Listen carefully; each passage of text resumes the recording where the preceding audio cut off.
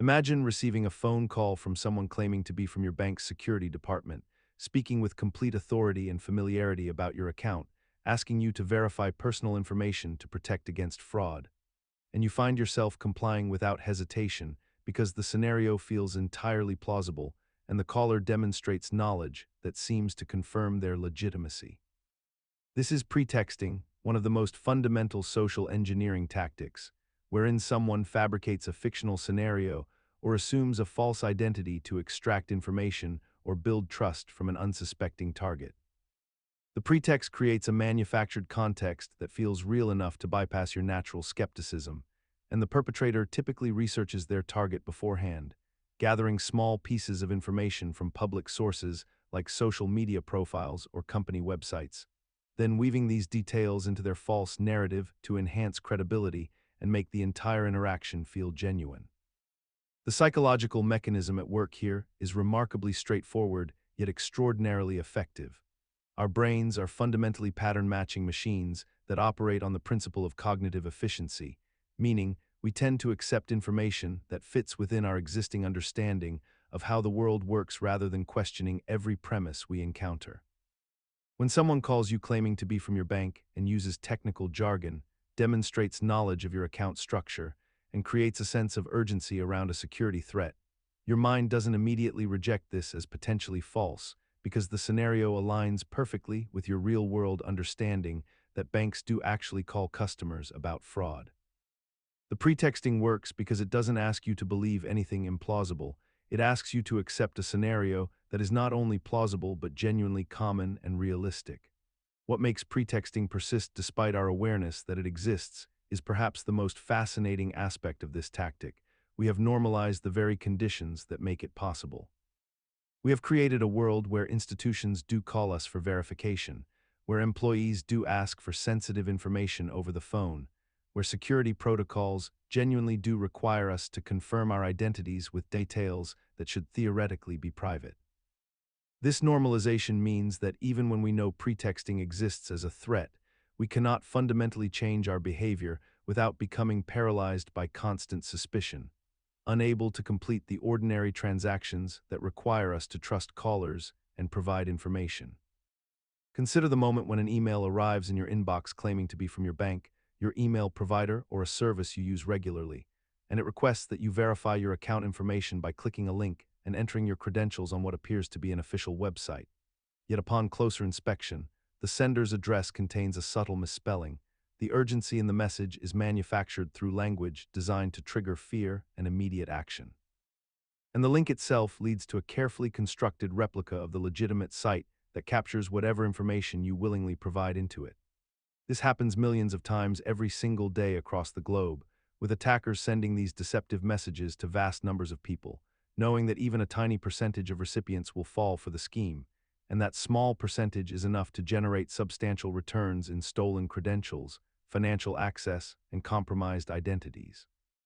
The mechanism at work here is fundamentally about exploiting the gap between trust and verification. Because we have developed habits of trusting institutions we recognize and responding quickly to perceived threats to our accounts or security. Yet we rarely pause to authenticate whether the sender is actually who they claim to be, and the attacker understands that most people will recognize a bank's logo, a familiar company name, or an urgent message about account suspension, and will instinctively click and comply without the critical pause that would save them. What makes this tactic remarkably persistent despite its logical vulnerability is that it requires almost no sophistication to succeed at scale, and we have collectively normalized the idea that legitimate institutions will email us asking for sensitive information, even though no reputable organization actually conducts business this way, and yet we continue to receive these messages year after year, continue to fall for variations of them, and continue to act as though the risk is worth the convenience of not having to independently verify every communication we receive. The emails work precisely because they exploit a genuine tension between the legitimate uses of email communication and the illegitimate ones, and because we have trained ourselves to respond to authority, urgency, and familiarity without sufficient skepticism, creating a psychological environment where a convincing enough message can override our better judgment in mere seconds. Imagine walking through a parking lot or attending a conference when you notice a USB drive lying on the ground, perhaps labeled with an official-looking company logo or bearing the words confidential or executive salary information, or something equally intriguing that suggests it contains valuable data meant for someone else. The natural human instinct kicks in almost immediately, curiosity combined with a sense of obligation, as though you've stumbled upon something important that deserves investigation. You pick it up, perhaps thinking you might return it to its owner, or perhaps simply wanting to know what secrets it holds. When you plug it into your computer at home or at work, nothing obviously malicious happens at first, and in that moment of relief, the attacker has already succeeded in their primary objective, which is to establish an entry point into your system through what's known as a USB drop attack or baiting technique. The USB drive itself becomes the vehicle for malware, ransomware, or keystroke logging software that installs silently in the background, giving criminals access to your passwords, financial information, and personal data without any obvious signs of compromise. What makes this tactic so psychologically effective is that it exploits several deeply ingrained human behaviors simultaneously. Our natural curiosity about unknown objects, our sense of responsibility toward lost items, and our tendency to assume that technology we control is inherently safe. The mechanism relies on the fact that most people do not maintain the same security vigilance in their personal spaces as they theoretically might in corporate environments, and even those who do often find themselves rationalized into complacency by the simple, innocent appearance of a small piece of hardware. What's particularly remarkable about the persistence of this tactic is that the security risks of connecting unknown USB devices to computers have been widely publicized for over 2 decades. And yet the baiting technique continues to work with startling consistency because we have collectively normalized the idea that lost items should be investigated, that curiosity is harmless, and that a single act of plugging in a device couldn't possibly cause real harm. This normalization has created a cognitive gap between our intellectual awareness of the danger and our behavioral reality, where the pull of curiosity and the social expectation of helpfulness override the abstract knowledge of potential consequences, allowing social engineers to exploit this gap repeatedly and successfully across populations of all technical literacy levels. Imagine yourself standing in the lobby of an office building on a Tuesday morning, holding a coffee cup and wearing business casual attire, when an employee swipes their security badge to open the secured door ahead. Rather than waiting for your own access or announcing yourself to reception, you simply walk through the door behind them as it closes, moving seamlessly into the restricted area as though you belong there. This technique, known as tailgating or piggybacking, represents one of the most pervasive and effective social engineering tactics employed by unauthorized individuals to gain physical access to secure facilities.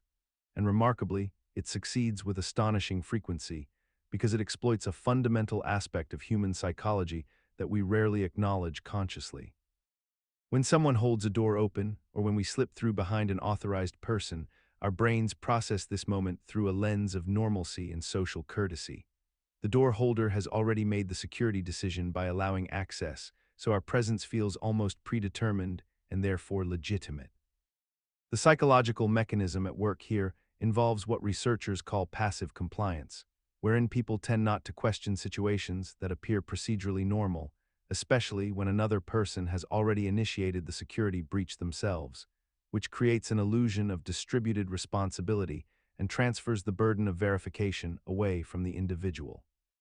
An employee who sees someone walk through a secure door behind an authorized colleague will likely assume that person has legitimate business there, because questioning every single person who enters would be socially awkward, time-consuming, and would require them to enforce a boundary that feels unnecessarily hostile in a professional environment.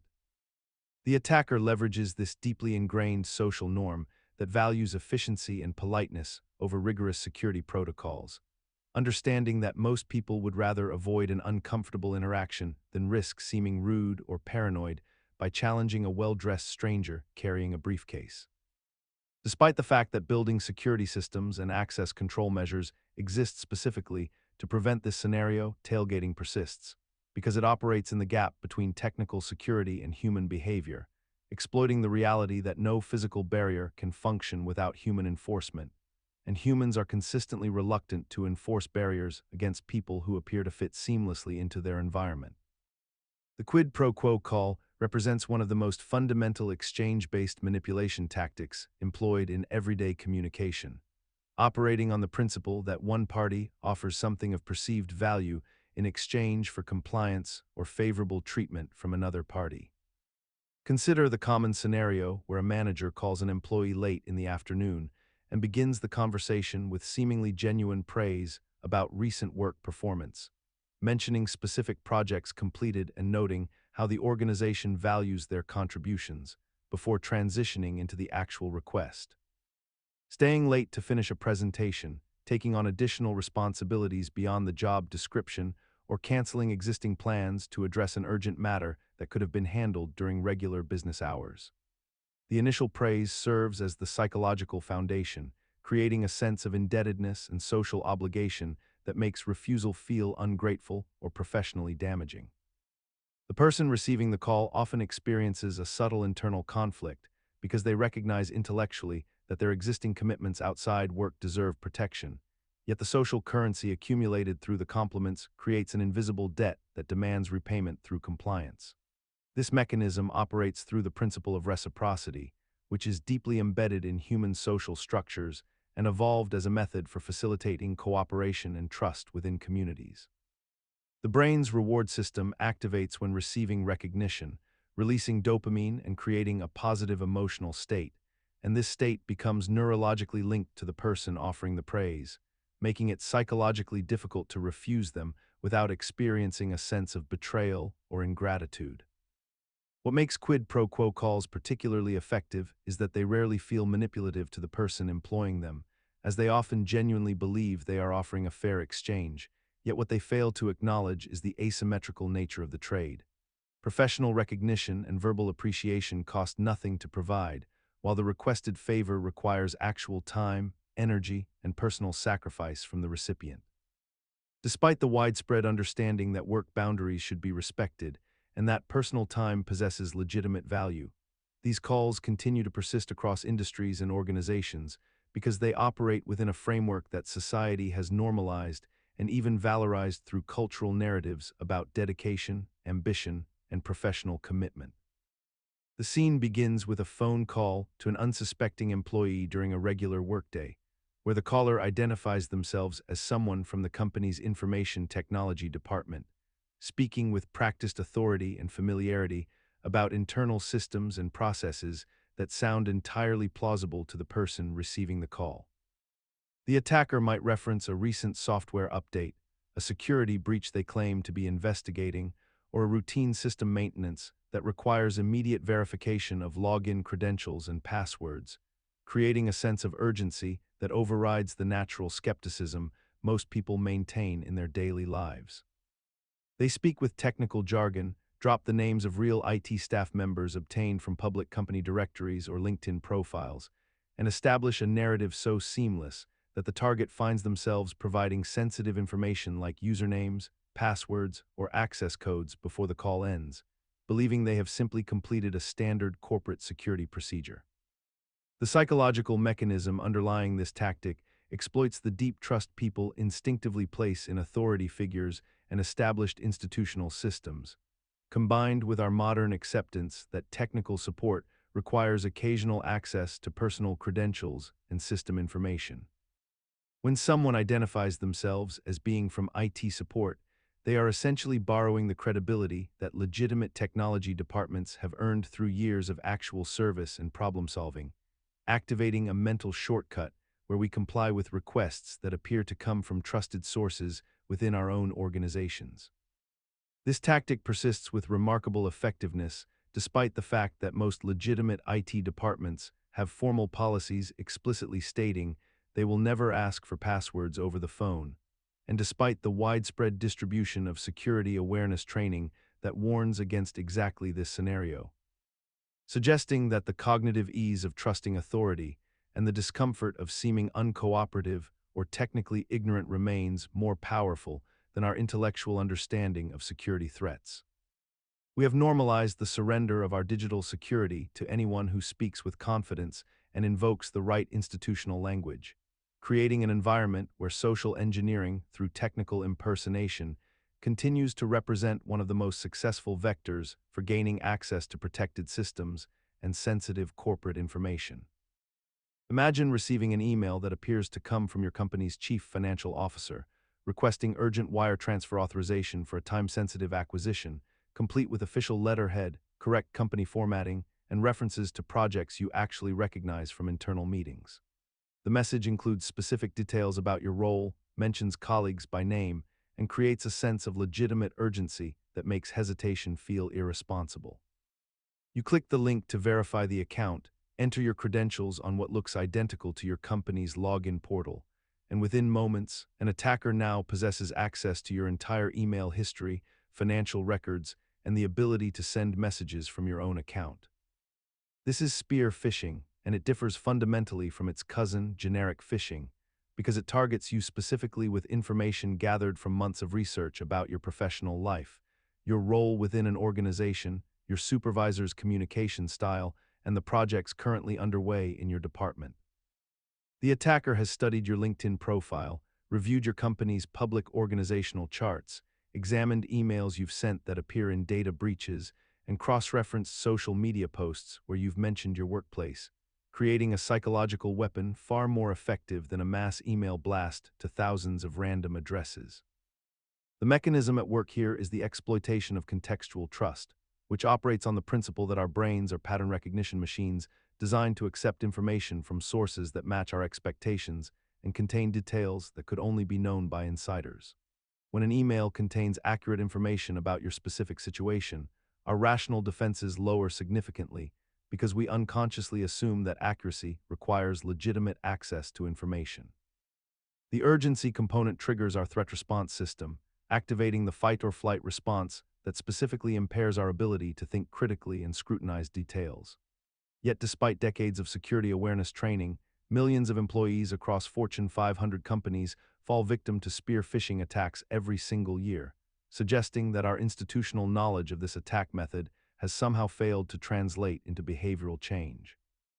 We have normalized the combination of authentic-seeming details and artificial urgency as merely part of modern business communication,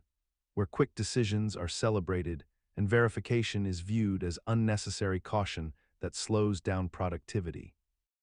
Whaling attacks represent a sophisticated evolution of phishing tactics, where social engineers deliberately target high-level executives, C-suite officers, and other individuals with significant authority and access within organizations. Recognizing that these figures command resources, decision-making power, and often maintain less rigorous security protocols than their subordinates might expect to follow. The attacker conducts extensive research into the target's personal life, professional relationships, recent business dealings, and public appearances, gathering information from LinkedIn profiles, company websites, news articles, social media accounts, and industry publications, then crafting highly personalized messages that appear to come from trusted colleagues, board members, government agencies, or business partners who would naturally communicate with someone of such prominence. These messages typically invoke urgent scenarios involving wire transfers, confidential acquisitions, legal compliance matters, or sensitive employee issues that demand immediate action and discretion, exploiting the executive's tendency to move quickly and their assumption that their position makes them less vulnerable to common scams.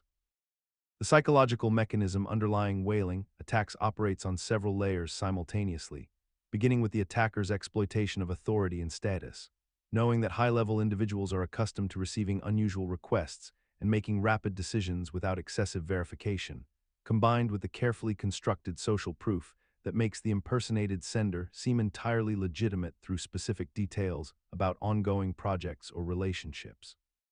The attacker also leverages the target's cognitive load, understanding that busy executives process information quickly and may not pause to verify sender credentials when messages align with their expectations and recent activities, while the urgency embedded in these communications creates time pressure that bypasses deliberative thinking. What remains peculiar about the persistence of whaling attacks despite their predictability is how organizational hierarchies actually enable them. As lower-level employees fear questioning their superiors' requests, and executives themselves develop overconfidence in their ability to recognize deception, creating a normalized blind spot where verification seems insulting rather than prudent, and where the very traits that lead to executive advancement, decisiveness, confidence, and network breadth, simultaneously increase vulnerability to precisely these tailored manipulation attempts. Vishing, a term derived from voice and phishing, represents one of the most persistent and effective social engineering attacks in modern communication, where fraudsters call unsuspecting individuals while impersonating trusted institutions such as banks, government agencies, utility companies, or technology support services, speaking with practiced confidence and urgency to convince victims they face serious consequences like account freezes, legal action, or security breaches unless they immediately provide sensitive information or transfer funds. The attacker typically begins by establishing false legitimacy through caller identification spoofing technology that displays official numbers on the recipient's phone, creating an immediate sense of authenticity that bypasses our natural skepticism, and then deploys a carefully constructed narrative designed to trigger fear or compliance, often claiming there has been suspicious activity detected on an account or that urgent action is required to prevent catastrophic outcomes.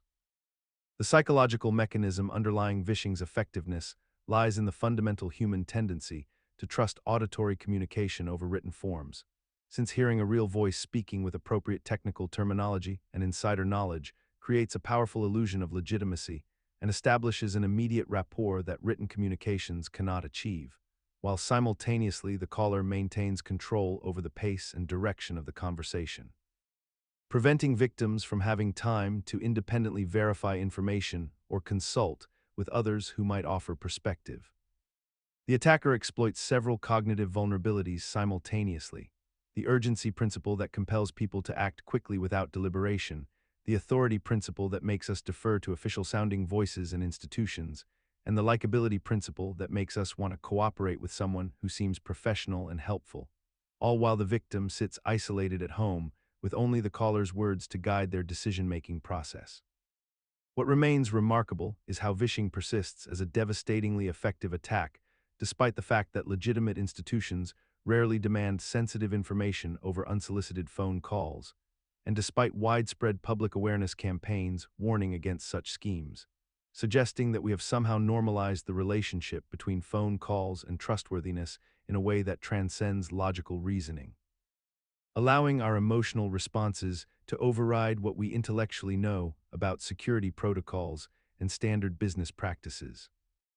Imagine receiving a text message on your phone that appears to come from your bank, claiming there has been suspicious activity on your account and requesting you to click a link immediately to verify your identity before the account is locked.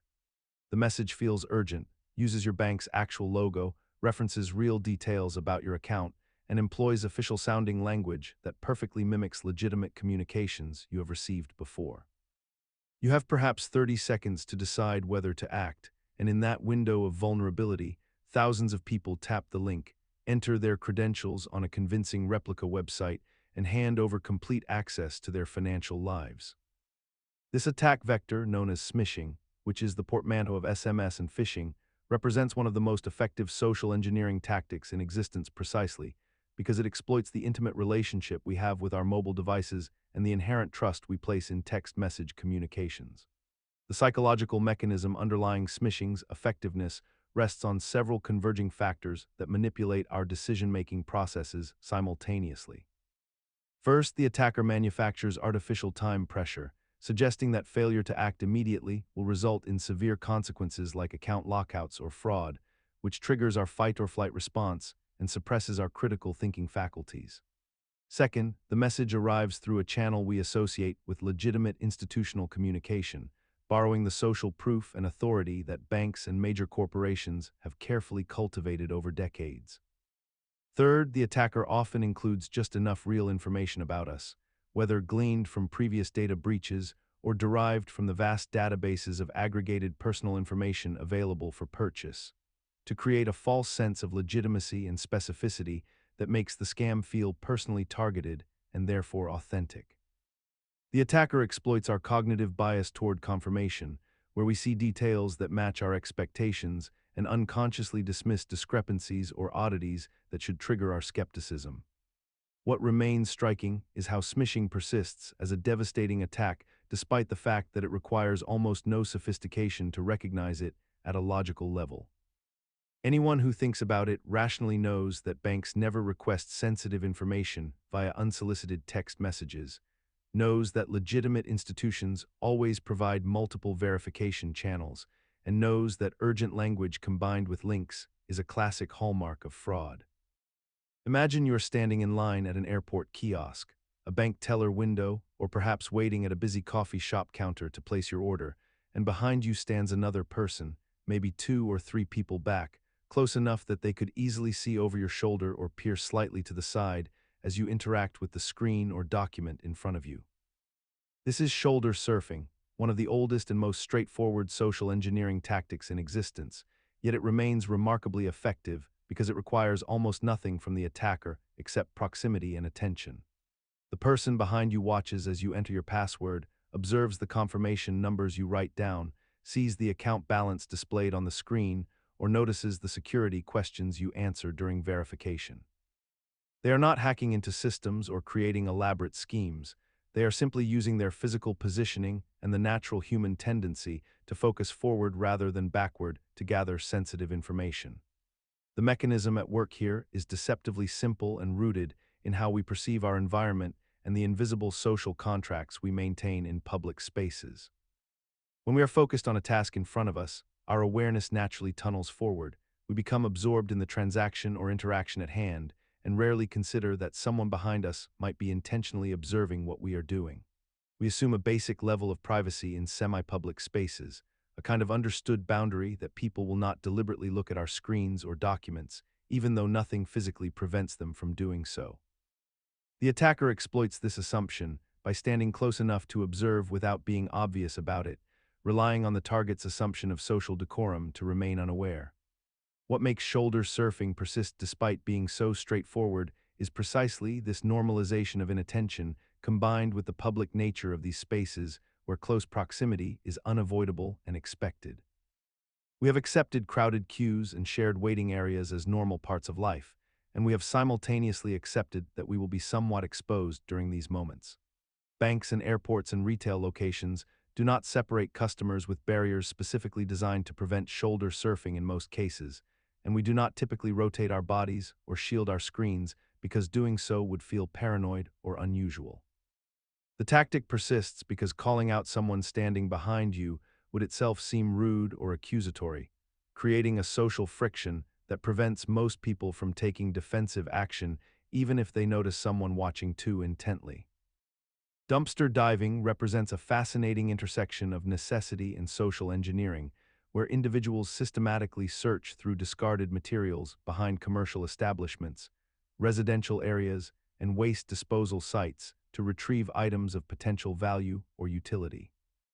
The practice itself operates on a deceptively simple principle. Businesses and households regularly discard perfectly functional products, unopened food items, intact furniture, and valuable materials simply because they have exceeded a perceived expiration date, become slightly damaged, gone out of fashion, or have been superseded by newer models, despite possessing substantial remaining utility and worth.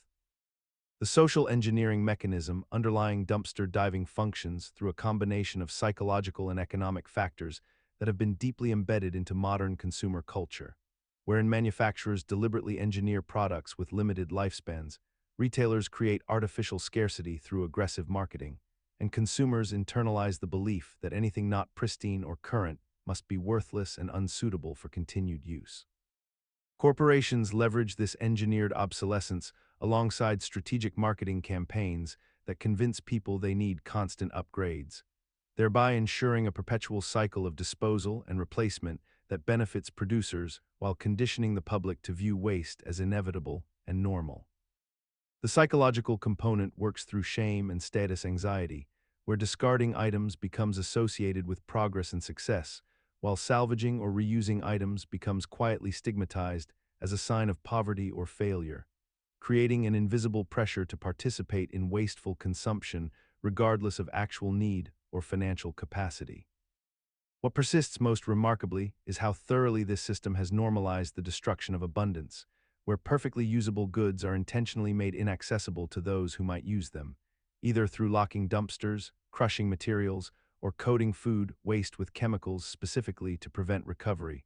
all while simultaneously creating narratives about scarcity and justifying inequality. Allowing society to maintain a contradiction where massive waste coexists with genuine deprivation, without addressing the obvious structural solution of simply allowing people to access what would otherwise be destroyed. Yet dumpster diving itself becomes an act of resistance, a quiet rejection of the predetermined roles that consumer capitalism assigns, where individuals reclaim agency by declaring that utility supersedes profit margins and that their resourcefulness matters more than corporate messaging about what deserves to exist in the world. Imagine a small community in a remote region where residents gather at a single well to collect water, the only reliable source for miles around, and one day an attacker poisons that well, knowing that everyone who depends on it will eventually come to drink from it. In the digital world, this same principle translates into what security professionals call a watering hole attack, where instead of poisoning physical water sources, attackers identify and compromise websites that are frequently visited by a specific group of targets. Whether they are employees of a particular company, members of a professional industry, or users interested in a certain niche topic. The attacker carefully researches which websites their intended victims visit most regularly, perhaps a trade publication, an industry forum, a hobby community, or a professional association website, and then they work to inject malicious code into these trusted destinations, transforming them into unwitting distribution points for malware, spyware, or ransomware. What makes this approach particularly effective is that it reverses the typical security paradigm. Instead of trying to breach a heavily fortified target directly, the attacker compromises a trusted intermediary that the target willingly visits, thereby bypassing many of the security measures that organizations put in place around their own networks and systems. The psychological mechanism at work here is fundamentally rooted in trust and predictability. For when users visit a website they have frequented for years or a resource that has been recommended within their professional community, they lower their guard and make the implicit assumption that the site has not been compromised, that the content is legitimate, and that clicking on links or allowing scripts to run is safe because the source itself appears trustworthy and established. The attacker exploits this trust asymmetry by understanding that people are far more likely to exercise caution when visiting unknown websites or clicking on suspicious links in emails. Yet they maintain a state of reduced vigilance when interacting with familiar digital spaces, creating a false sense of security that makes these watering holes particularly deadly vectors for infection. Imagine receiving a phone call from someone claiming to be from your bank's security department, telling you that suspicious activity has been detected on your account and that you need to verify your information immediately to prevent fraud, creating an urgent sense of crisis that compels you to act without thinking clearly. And when you hesitate or express doubt about whether this is actually legitimate, the caller skillfully validates your concerns by agreeing that yes, you should be cautious. And they even offer to call you back at the official number on your bank card to prove their legitimacy, a tactic that actually works because the caller has already researched the real bank number and will indeed call you back on that authentic line. Only this time they have kept the line open and are feeding you a dial tone while their accomplice answers the phone pretending to be the bank,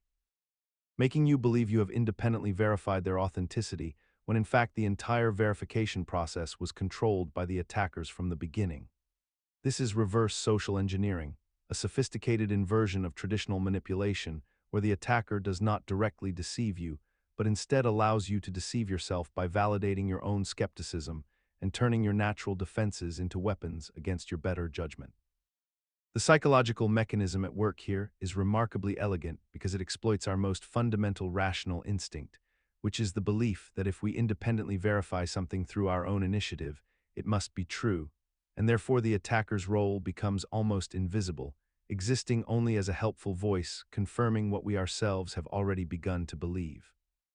We have normalized this approach across countless domains of modern life, from customer service representatives who ask us qualifying questions to make us feel we have made an informed choice about a product we are actually being subtly guided toward,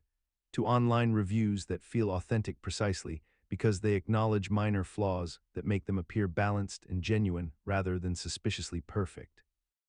to the entire structure of recommendation algorithms that show us content we thought we discovered ourselves rather than content we were strategically presented with.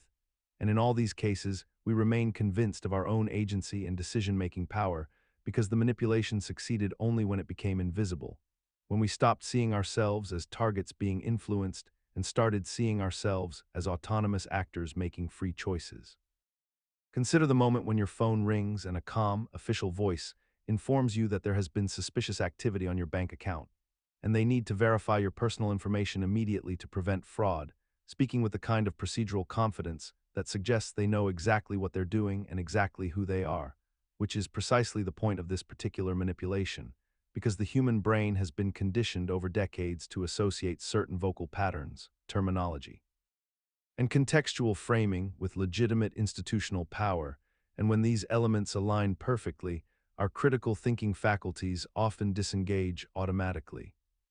Authority impersonation works because it exploits the fundamental trust architecture we have built into our social systems, the assumption that if someone claims to represent a bank, government agency, or law enforcement, they probably do, and that questioning them might actually delay something urgent and important that requires our immediate compliance. The mechanism is deceptively simple, yet remarkably effective. A person adopts the linguistic patterns, reference numbers, procedural knowledge, and emotional tone of a legitimate authority figure, and because we encounter these actual authority figures so infrequently in our lives, we have no reliable baseline for comparison. We only have our internalized templates of what authority sounds like, templates that have been shaped by countless representations in media and previous genuine interactions. And these templates are easily replicated by someone who has done even cursory research. What makes this particularly fascinating is how it persists despite the fact that real authority figures rarely operate this way, that genuine institutions have established verification procedures specifically because they understand the threat of impersonation. Yet we continue to treat the performance of authority as though it were authority itself, granting verbal credentials the same weight as actual credentials, responding to tone and terminology as if they were equivalent to institutional legitimacy. Normalizing the idea that someone can simply announce their authority and have it be believed without verification, as though the confidence in one's claim to authority has somehow become a substitute for actual authority, leaving us vulnerable to the most basic form of social manipulation dressed up in the costume of institutional power. Every single day, you encounter carefully manufactured deadlines and artificially constructed threats designed to override your rational decision-making processes and push you toward immediate action without contemplation. A retailer displays a countdown timer on their website showing that a sale expires in 2 hours, though identical sales occur every few weeks. A notification appears on your phone warning that your account will be permanently deleted unless you verify your identity within the next 24 hours, creating a sense of impending loss that compels you to click through without reading the details. A company sends an email with a subject line declaring limited stock remaining, featuring bold red text and exclamation points, though the inventory is actually abundant and the urgency is entirely manufactured. Insurance advertisements show catastrophic scenarios and ask repeatedly whether you can really afford not to purchase their product right now. Medical websites describe rare conditions in alarming detail and suggest that your minor symptom might indicate something serious, pushing you toward unnecessary appointments and expensive treatments. The psychological mechanism underlying these tactics exploits how your brain processes threat and scarcity. When you perceive that something desirable might disappear or that something harmful might occur, your amygdala activates your fight-or-flight response, flooding your system with cortisol and adrenaline, which dampens your prefrontal cortex where logical reasoning occurs. This biological response made perfect sense when our ancestors faced actual immediate threats like predators, but it has become weaponized by modern persuaders who understand that fear and urgency shut down critical thinking and activate impulsive behavior. The tactic works because it bypasses rational evaluation entirely. You are not meant to think carefully, you are meant to feel afraid and act quickly. What makes this tactic particularly insidious is how thoroughly normalized it has become across every sector of commerce and communication, so normalized that we often do not even recognize it as manipulation anymore. We accept countdown timers as standard website features rather than psychological pressure mechanisms. We interpret urgent language in advertisements as simply how marketing works rather than recognizing it as deliberate emotional exploitation. We have collectively agreed that this is just how business operates, And this normalization ensures that the tactic remains effective precisely because we have stopped noticing it happening at all. Imagine receiving a phone call from someone claiming to represent Microsoft, Apple, or your internet service provider, their voice calm and authoritative, explaining that they've detected unusual activity on your computer or account that requires immediate attention and verification. The caller walks you through a series of seemingly legitimate steps, asking you to open your computer's event viewer or system settings, where they helpfully point out that the cryptic error codes and warnings you're seeing are actually signs of a serious infection or security breach, when in reality, these are completely normal system messages that every computer displays. They then explain that to resolve this critical issue, you'll need to provide remote access to your device by downloading a remote assistance application, and once granted that access, they begin installing malware, stealing passwords, accessing your banking information, or simply holding your system hostage until you wire them money as a ransom for regaining control of your own machine. The psychological mechanism that makes this tactic so devastatingly effective is the combination of authority, urgency, and technical intimidation. As these callers exploit our fundamental trust in recognizable brand names and our deep-seated anxiety about technology we don't fully understand, creating a perfect storm where fear overwhelms our critical thinking and we voluntarily hand over the keys to our digital lives to complete strangers.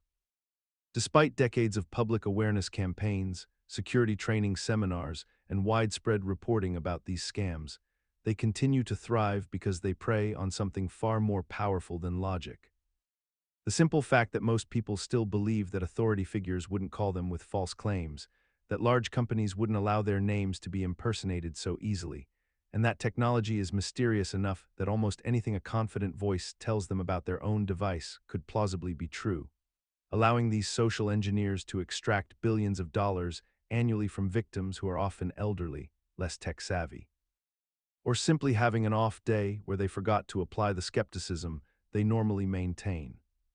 The tragedy is compounded by the fact that once the scammer gains access, the damage can be irreversible. Victims may spend months or years dealing with compromised accounts, fraudulent charges, and the erosion of their sense of security in their own digital environment, while the scammers operate with near impunity from call centers in countries with minimal extradition treaties, making prosecution virtually impossible and emboldening them to simply move on to the next victim once one call ends.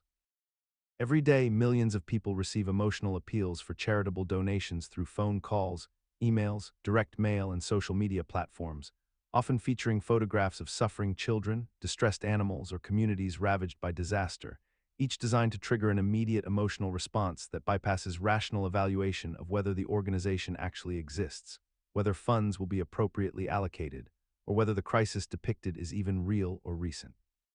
The mechanics of these charity scams operate on a fundamental principle of social engineering that exploits our natural empathy and desire to help others in genuine need, deploying sophisticated psychological tactics such as artificial urgency, social proof through testimonials, and what researchers call the identifiable victim effect, wherein people are significantly more motivated to donate when presented with a specific individual rather than abstract statistics about suffering populations. Scammers will create legitimate-sounding organizational names, register domains with subtle misspellings of actual charities, establish professional-looking websites with stock photographs and fabricated success stories, and employ trained callers who possess remarkable skill at reading emotional vulnerability and adjusting their pitch accordingly, sometimes even performing background checks on donors to determine which emotional appeals will resonate most powerfully with particular individuals. The psychological mechanism that makes these scams extraordinarily effective operates on multiple levels simultaneously. The desire to be perceived as a generous person, the guilt that arises when confronted with images of suffering, the cognitive dissonance that occurs when we consider ourselves too intelligent to be deceived, and the peculiar trust we extend to emotional narratives over factual verification, all of which combine to create a mental environment where critical thinking becomes temporarily suspended in favor of feeling like we are part of a meaningful solution. What remains particularly puzzling is how these scams persist with such remarkable success despite decades of public awareness campaigns, despite the widespread availability of charity verification databases, and despite numerous high-profile exposures of fraudulent organizations. suggesting that we have collectively normalized a system where emotional appeal supersedes verification, where the social pressure to donate immediately outweighs the logical impulse to investigate, and where the potential for helping others has become so intertwined with our sense of moral identity that rejecting an appeal feels like rejecting our own compassion, making us vulnerable not despite our better nature, but precisely because of it. Imagine scrolling through your email after months of unemployment, or perhaps while you're already employed but curious about new opportunities, when suddenly a message arrives from what appears to be a legitimate company offering you a position that seems almost tailored to your exact qualifications and desired salary. The sender uses professional language, references specific details about the company that you can verify online, and the offer comes through what looks like an official corporate email address, though upon closer inspection, the domain might be slightly misspelled or registered just days earlier. The fake job offer has become one of the most sophisticated social engineering tactics deployed today because it exploits one of the most universal human vulnerabilities: the desire for financial security, career advancement, and validation. When someone is actively job hunting, their defenses are naturally lowered because they are actively seeking communication from employers, and they have already accepted that legitimate recruiters will contact them unexpectedly through their personal email accounts. The scammer leverages this psychological state by carefully researching the applicant through social media and LinkedIn, gathering information about their professional history, their skills, their recent job searches, and even their salary expectations, then crafting an offer so personalized that it feels impossible to have been mass-generated to thousands of other victims. The mechanism works because it combines flattery with urgency, telling the target that they were specifically selected from hundreds of applicants, that the position is being filled quickly, and that they need to act immediately to secure it. To move forward, the victim is asked to provide personal information ostensibly for background checks and tax documents, banking details supposedly for direct deposit setup, or payment for training materials or processing fees that will allegedly be reimbursed after employment begins. Sometimes the scammer will even conduct fake video interviews using deepfake technology or stolen credentials to increase legitimacy.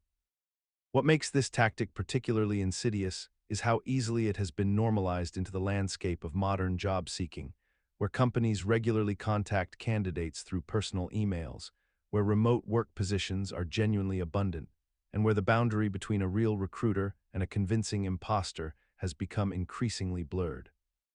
We have collectively accepted that job hunting means opening ourselves to strangers who claim to have authority to offer us employment, and scammers exploit this fundamental vulnerability with remarkable consistency. Romance scams operate by exploiting one of the most fundamental human desires: the need for connection, intimacy, and being valued by another person, and they unfold across dating platforms, social media, and messaging applications where a carefully constructed false identity begins to engage with a target through seemingly genuine conversations that gradually escalate in emotional intensity and personal disclosure. The scammer, operating from a location often thousands of miles away, invests considerable time in learning details about the victim's life, their interests, their vulnerabilities, and their dreams, responding with perfectly calibrated messages that reflect understanding, validation, and romantic interest, slowly building a relationship that feels increasingly real and precious to the person on the receiving end of these communications. After weeks or sometimes months of daily conversation, where the scammer presents themselves as someone perfect yet slightly unreachable due to circumstantial obstacles like being deployed overseas or working on an oil rig, they introduce a crisis. A business emergency, a medical expense, a travel cost to finally meet in person, and they ask for financial help with an urgency that feels both reasonable given the supposed circumstances and emotionally justified given the bond that has been established. The psychological mechanism that makes this work is remarkably elegant in its exploitation of human nature, because we are evolutionarily designed to trust people we feel emotionally connected to interpret ambiguous signals in ways that confirm our hopes rather than our fears,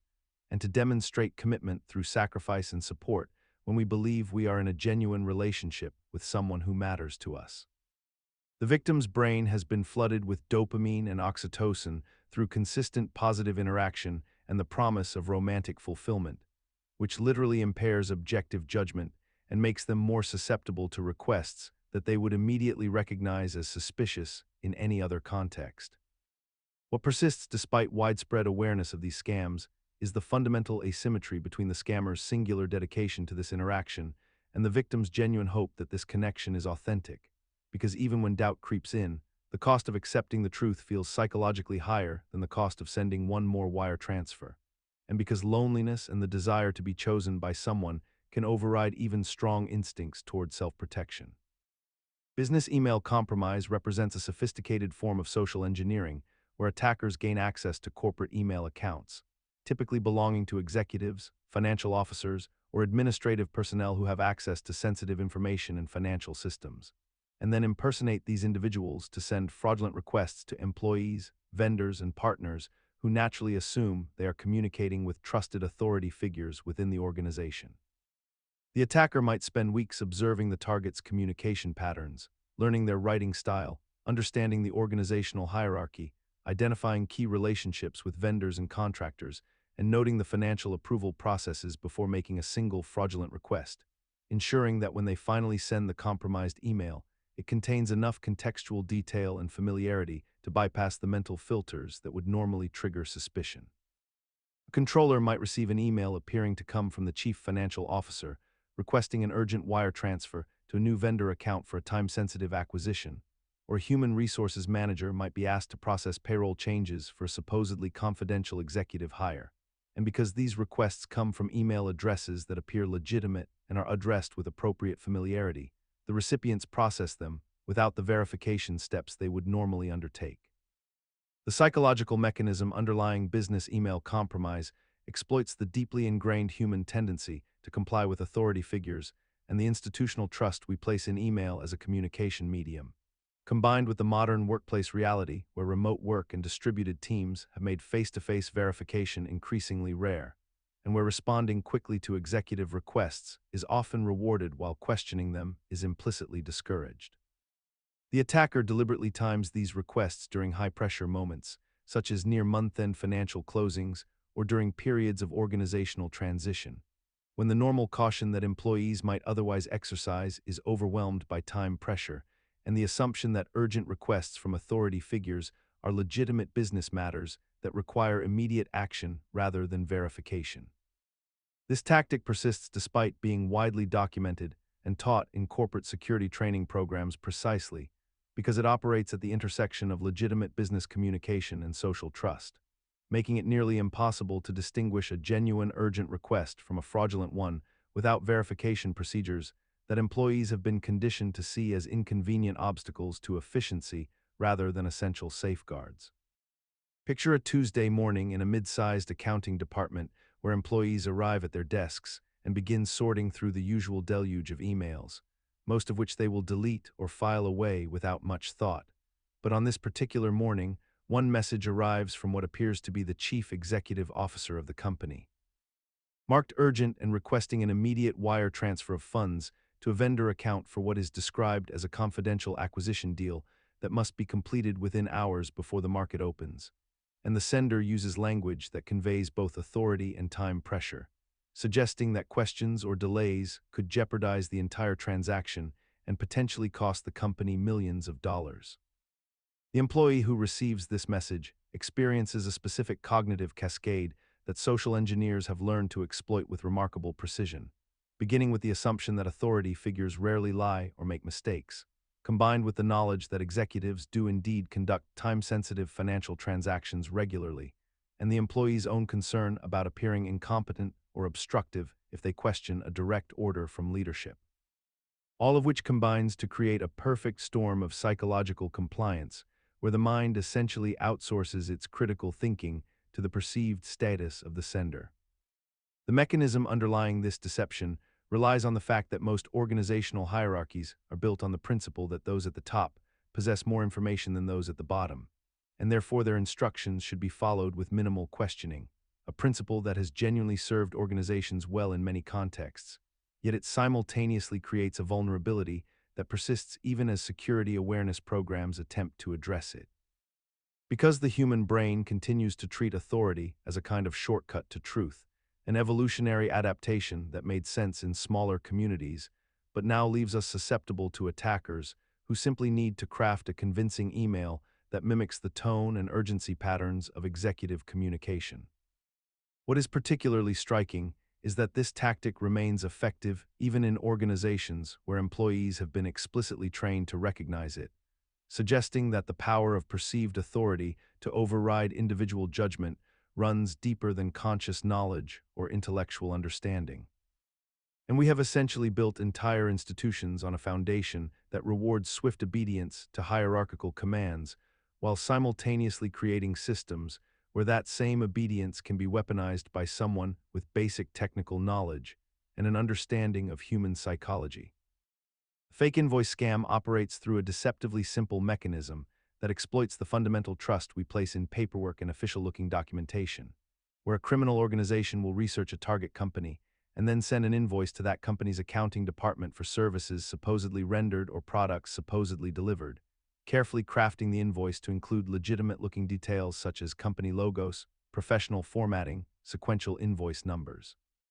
and sometimes even real employee names obtained through LinkedIn or company websites, all designed to blend seamlessly into the hundreds of legitimate invoices that accounting departments process every single day.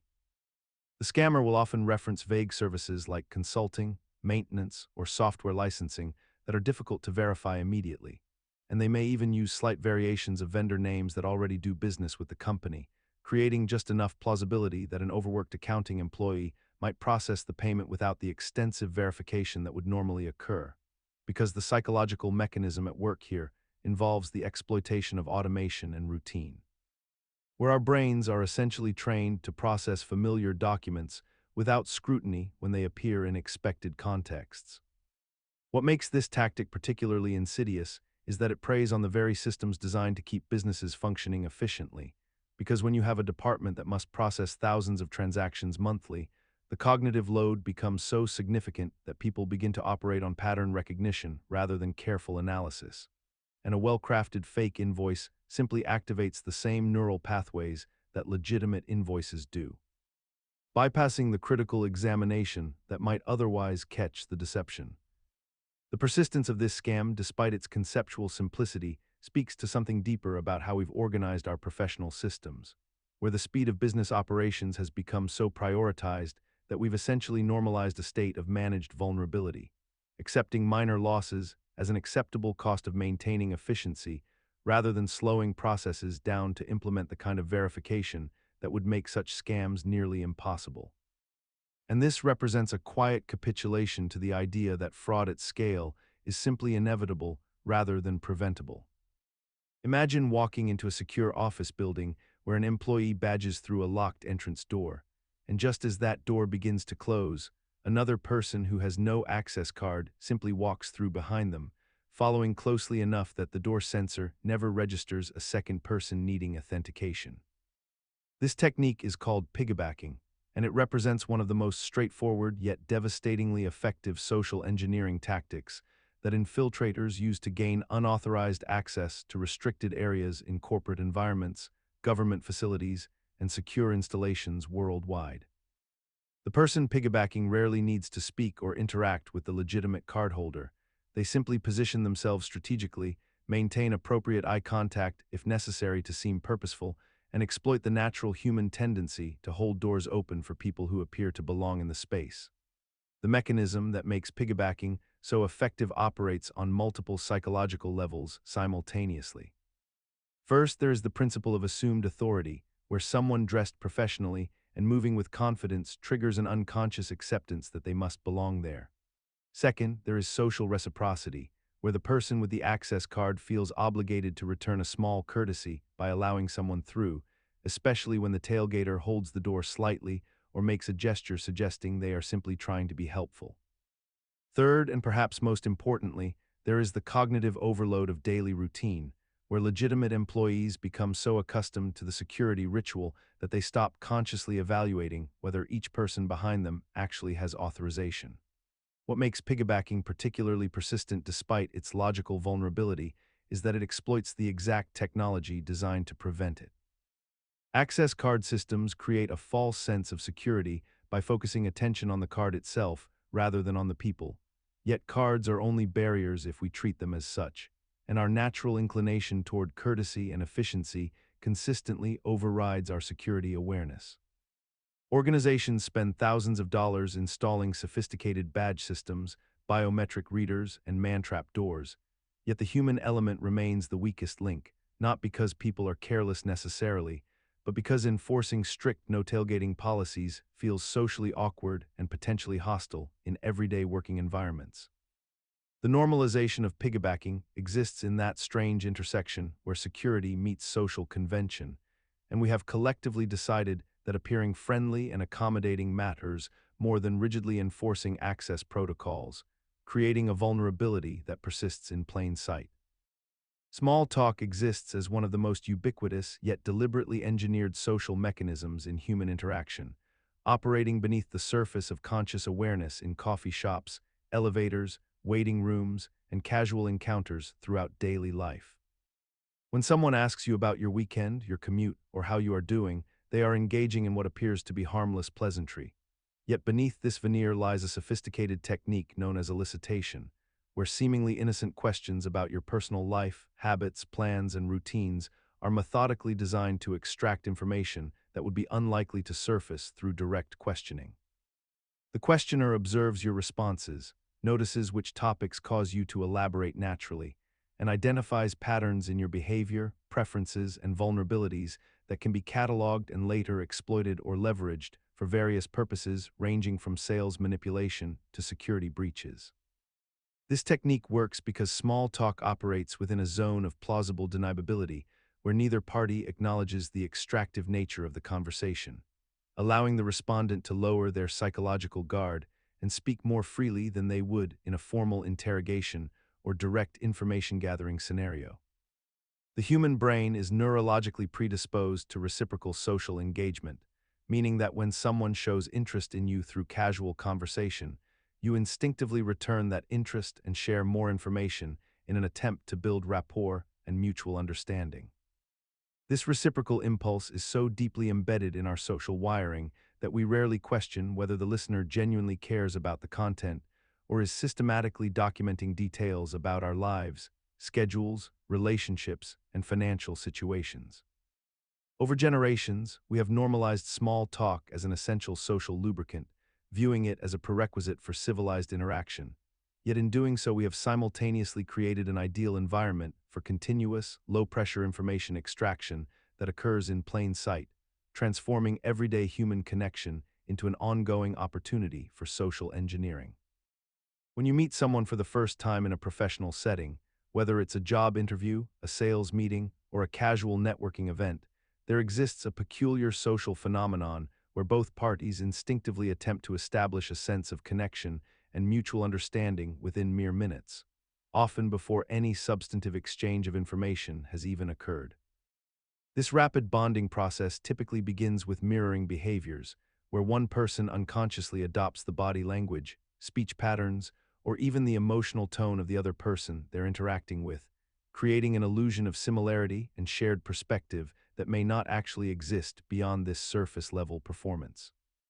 The social engineer, whether intentionally or through practiced habit, will notice these subtle cues and deliberately amplify them, leaning in when the other person leans in, matching their pace of speech, adopting their vocabulary choices, and reflecting back the emotions they're expressing, all while maintaining a genuine-seeming smile and consistent eye contact. The psychological mechanism underlying this tactic is rooted in a fundamental human principle known as the similarity attraction paradigm, which suggests that people are naturally drawn to and trust those who appear similar to themselves, whether in terms of values, backgrounds, communication styles, or even trivial details like having attended the same university or sharing a favorite sports team. What makes this particularly effective is that the brain processes these surface-level similarities as evidence of deeper compatibility and trustworthiness, even when rational analysis would reveal that shared mannerisms tell us nothing definitive about a person's character or intentions. The reason this tactic persists so effectively in modern social interactions is that we have collectively normalized the expectation that meaningful connections should develop quickly, that first impressions are critically important, and that rapport is something that can and should be manufactured within the first few minutes of an encounter, rather than viewing relationship building as a gradual process that requires time, shared experiences, and genuine vulnerability to unfold naturally and authentically. This cultural expectation becomes particularly problematic in high-stakes scenarios like job interviews or sales negotiations, where the pressure to establish immediate likability can cause people to abandon their authentic selves in favor of a carefully constructed persona designed specifically to appeal to the other party, ultimately creating relationships built on mutual performance rather than genuine understanding or trust. When you sit across from someone in a coffee shop or in a formal meeting room, you might notice that without any conscious effort or agreement, your posture begins to subtly align with theirs, your gestures echo their movements, and even the pace of your speech drifts toward their rhythm. This phenomenon, known as mirroring body language, is one of the most pervasive and invisible social engineering tactics employed in human interaction, happening constantly in negotiation rooms, sales conversations, therapeutic settings, and even casual social encounters where one person holds influence over another.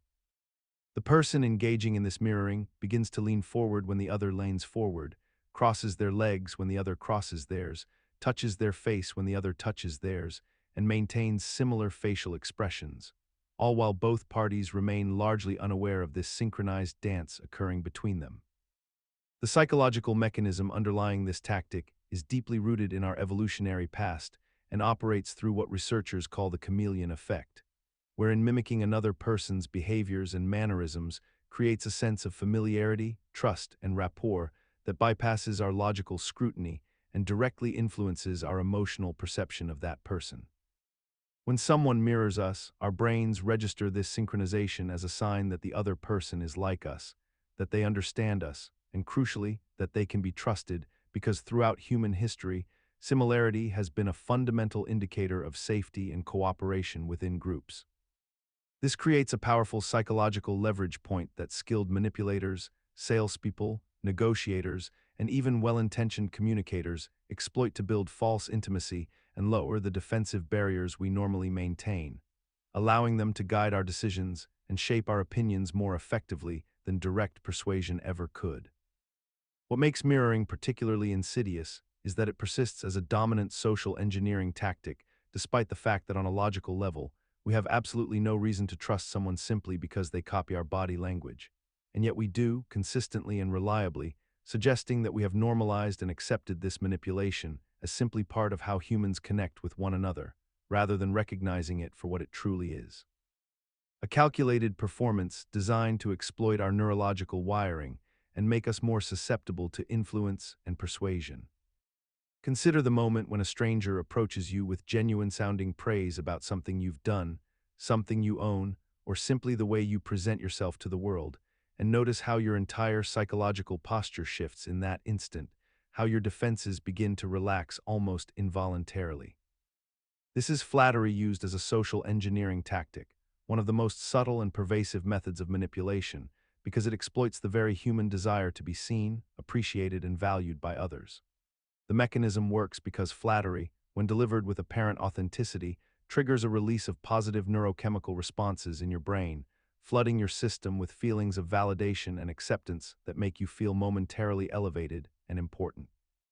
When someone compliments your appearance before asking you for a favor, or praises your intelligence before requesting sensitive information, they are systematically lowering your critical faculties, creating a state of mind in which you become significantly more likely to comply with their subsequent requests, because your brain has been rewired temporarily to view this person as trustworthy and benevolent.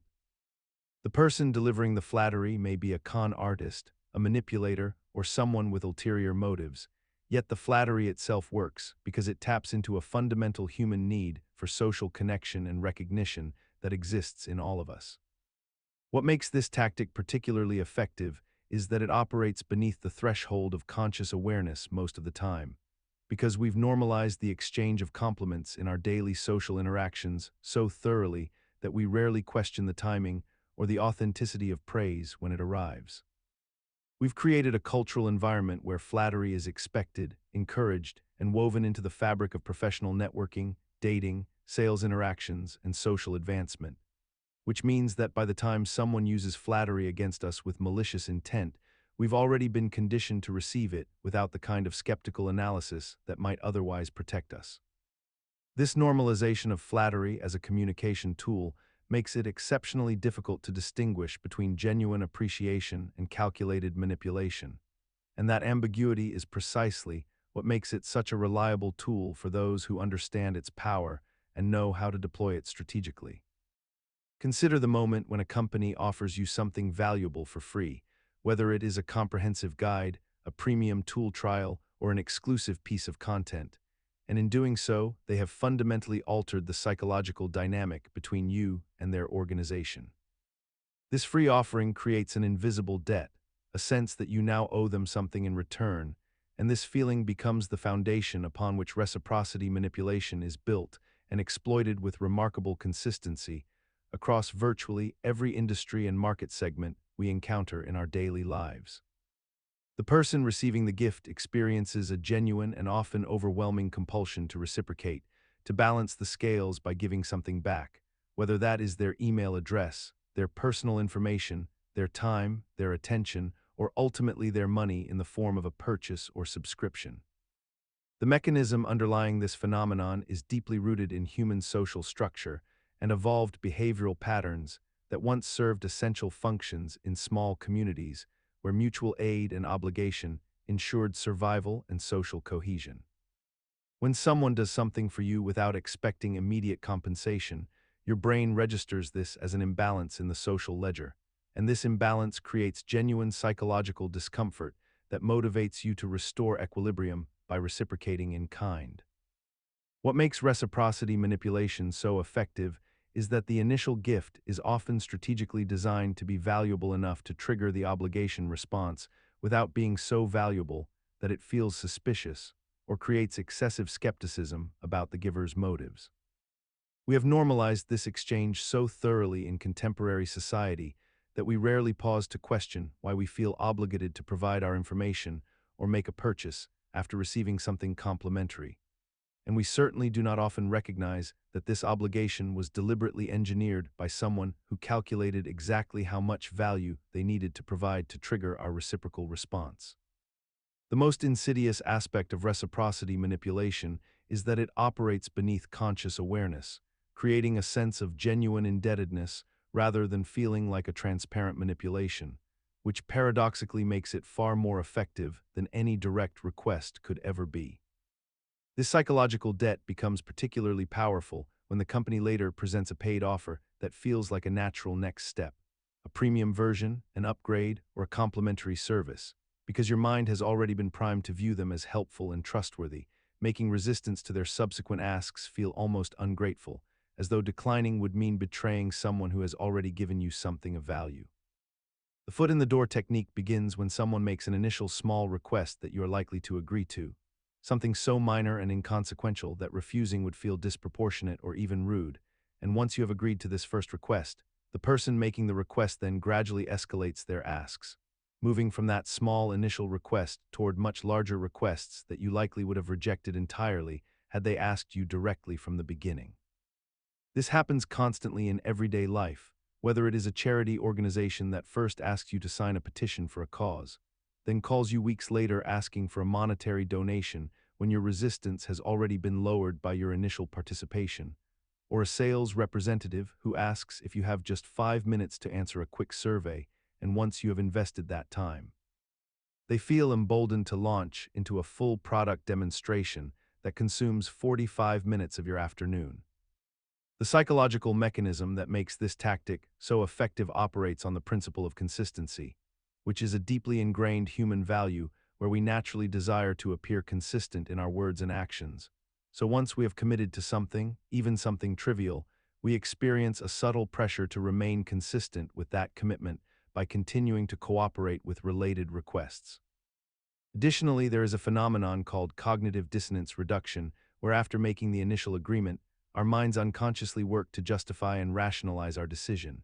which makes us more likely to view subsequent requests favorably because admitting that we were foolish to agree to the first request would be uncomfortable. So instead, we convince ourselves that the requests are all reasonable and part of a natural progression. What is remarkable about this technique is how thoroughly normalized it has become in commercial and social contexts, where we hardly notice anymore when we are being gradually led deeper into commitments we never would have made had we seen the full scope of the request from the start. And we have collectively accepted this as simply how transactions and persuasion work in the modern world. Yet awareness of this mechanism offers us a crucial defense. By recognizing that initial agreements create psychological momentum, we can pause before committing to even small requests and ask ourselves whether we would accept the likely larger requests that may follow, thereby reclaiming agency over our own commitments rather than allowing incremental escalation to make our decisions for us. Imagine a scenario where a charity organization calls you asking for a substantial donation, perhaps requesting that you commit to sponsoring a child in a developing nation for the next 5 years at a cost of several $100s per month. And when you politely decline this initial request, they immediately pivot to a much smaller ask, perhaps requesting that you simply donate $20 today to help provide school supplies for children in need. And suddenly that smaller request feels reasonable and manageable compared to what was just asked of you moments before. This technique is called door in the face, and it operates through a carefully calibrated sequence of requests that begins with an extreme or unreasonable proposition designed to be rejected, followed immediately by a more modest request that appears far more palatable when contrasted against the initial ask. The psychological mechanism underlying this tactic relies on the principle of reciprocal concessions, suggesting that when someone makes a concession to us, we feel a social obligation to reciprocate by making a concession in return. And when the requester dramatically reduces their ask after being refused, we perceive this reduction as a concession that obligates us to comply with their now reasonable follow-up request. Additionally, the initial outlandish request serves to establish an anchor point against which all subsequent requests are measured, fundamentally shifting our perception of what constitutes a reasonable amount to give, spend, or commit to. What makes this tactic particularly insidious is that it persists throughout our social and commercial landscape, despite the fact that it contains absolutely no logical component. For there is no inherent reason why rejecting a large request should obligate us to accept a smaller one, yet we have internalized this reciprocity norm so deeply into our social fabric that we comply almost automatically without conscious deliberation. We encounter door in the face constantly in negotiations, sales interactions, fundraising campaigns, and even interpersonal conflicts where initial demands are strategically inflated precisely because they will be rejected, creating the psychological conditions for acceptance of the true objective that follows, and we rarely pause to recognize this manipulation for what it is, instead experiencing it as a natural flow of conversation and compromise. The insidiousness of door in the face lies partly in its invisibility. We mistake it for reasonable negotiation rather than recognizing it as a calculated psychological manipulation, and by the time we've made our concession, we've already rationalized it as our own choice, making it nearly impossible to feel manipulated even after the fact.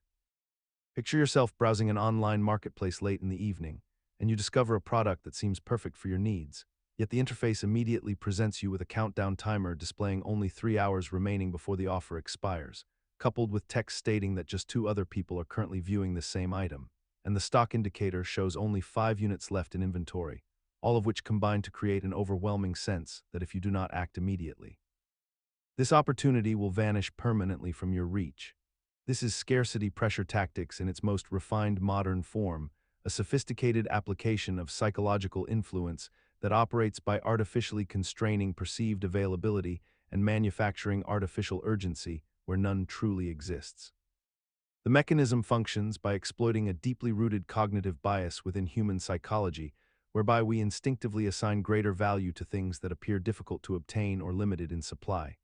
a tendency that developed over millennia when actual scarcity of resources posed genuine survival threats, and our ancestors learned that hesitation in securing rare necessities could result in genuine hardship or loss of competitive advantage. When we encounter signals suggesting that something is scarce or about to become unavailable, our brain chemistry shifts, flooding our system with mild stress hormones that override our deliberative thinking and push us toward immediate action, bypassing the rational evaluation process we would normally undertake if we believed the item would still be available for careful consideration tomorrow. What makes this tactic particularly insidious is that we have collectively normalized its pervasiveness across virtually every commercial interaction. From flash sales and limited-time offers to restaurant menus labeled with items marked as nearly sold out, to social media platforms displaying indicators that certain content will disappear after 24 hours, until we no longer question whether the scarcity is authentic or artificially constructed for manipulation purposes. The persistence of these tactics, despite their transparent illogic, suggests a troubling reality about human decision-making, namely that even when we consciously understand that we are being manipulated, the emotional and physiological response to perceived scarcity continues to override our better judgment, making us vulnerable to influence regardless of our intellectual awareness of the mechanism at work. Consider the moment you walk into a restaurant and notice that one section is completely empty while another section is packed with diners, and without any conscious deliberation, you find yourself wanting to sit in the crowded section, interpreting the presence of other people as evidence that the food must be good, the service must be reliable, and the overall experience must be worthwhile. Even though the empty section might simply be experiencing a temporary lull or might offer superior seating and service. This is social proof exploitation in its most fundamental form, a manipulation technique that leverages our deeply ingrained tendency to assume that if many people are doing something or believing something, then it must be correct, valuable, or worth doing ourselves. The psychological mechanism underlying this behavior stems from our evolutionary history as social creatures who survived by observing and mimicking the behaviors of our group members, a survival strategy that made tremendous sense when information was scarce, and trusting the collective wisdom of our tribe increased our chances of avoiding danger and finding resources.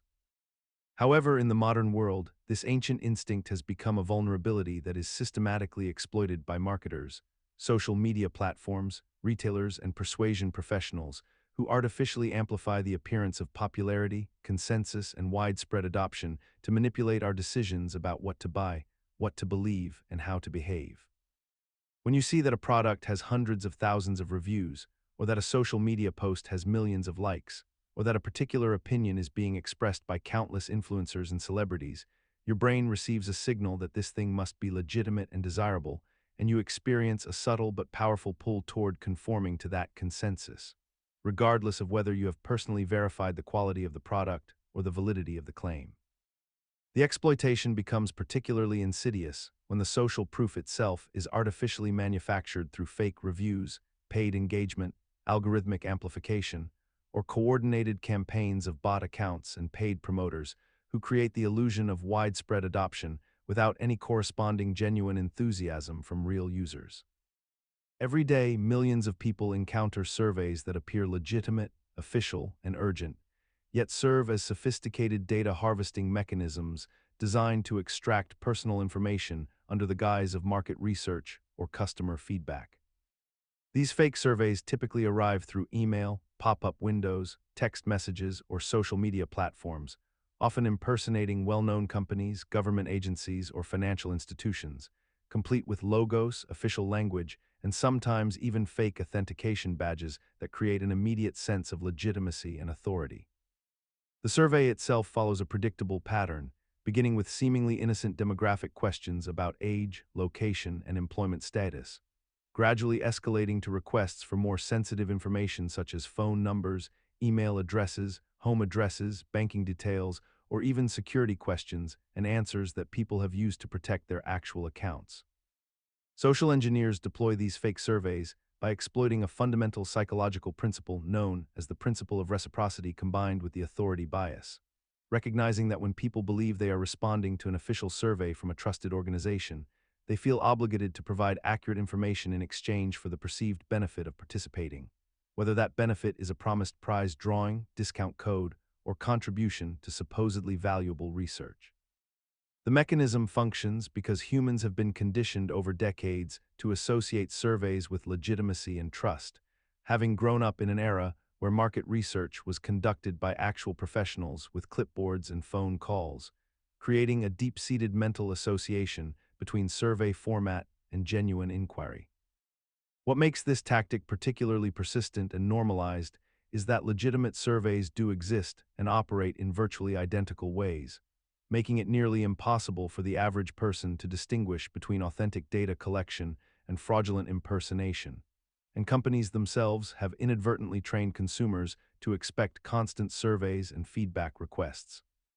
Meaning people have become so accustomed to providing information in response to survey prompts that they rarely pause to verify legitimacy before responding.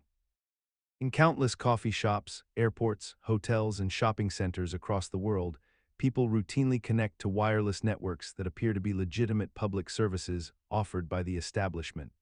when in reality these networks have been deliberately created by cybercriminals or data harvesters as traps designed to intercept personal information from unsuspecting users.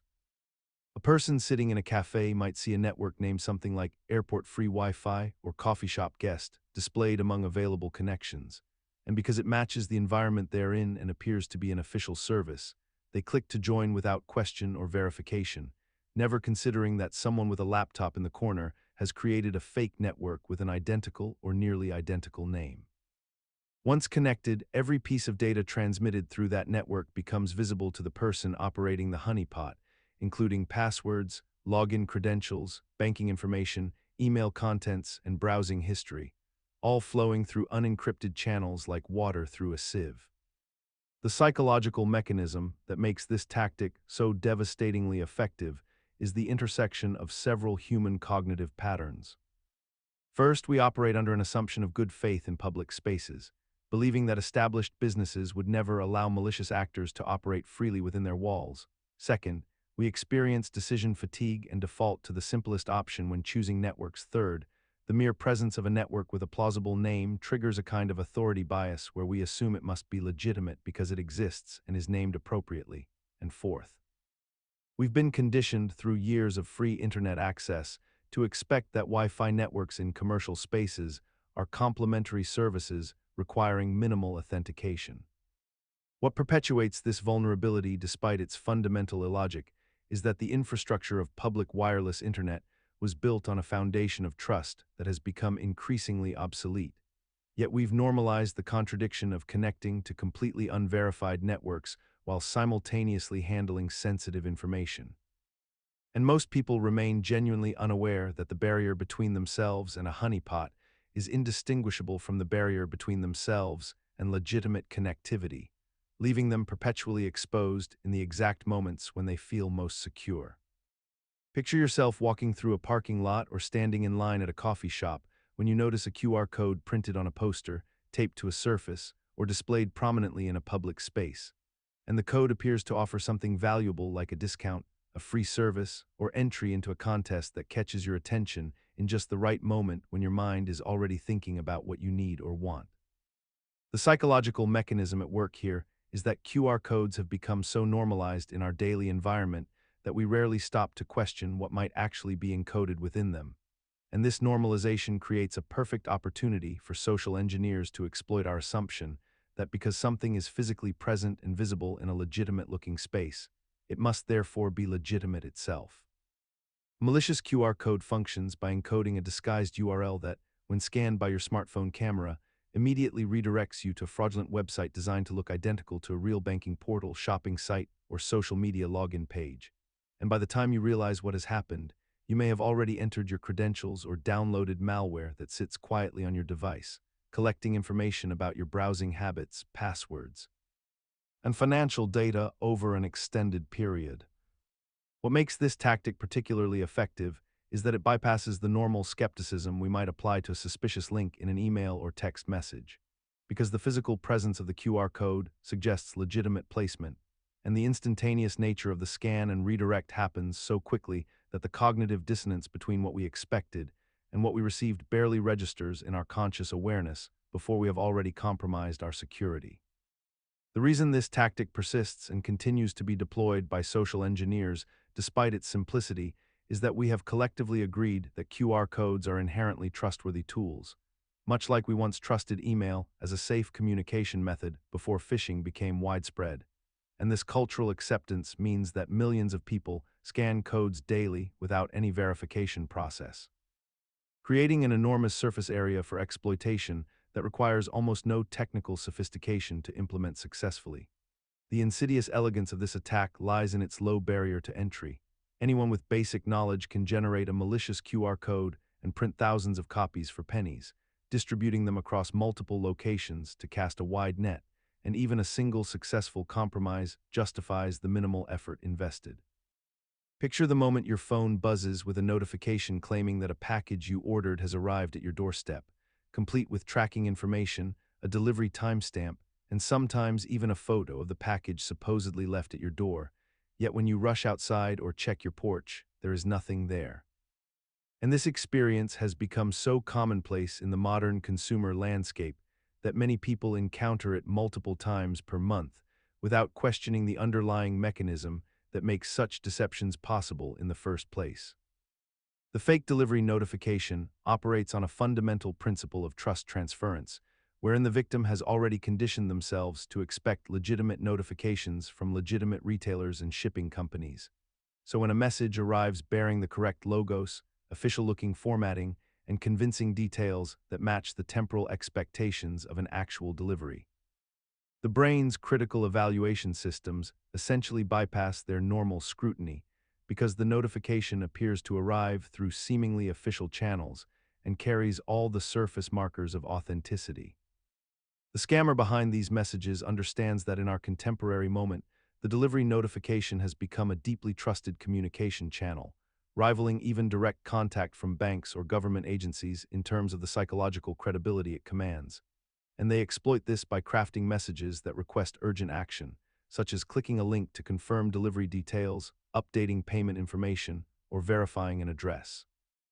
And these actions inevitably lead victims to phishing websites designed to harvest passwords, credit card information, or other sensitive data that can then be weaponized for identity theft or fraudulent purchases. What makes this particular social engineering tactic especially persistent despite its apparent simplicity is that it requires almost no personalization to succeed at scale,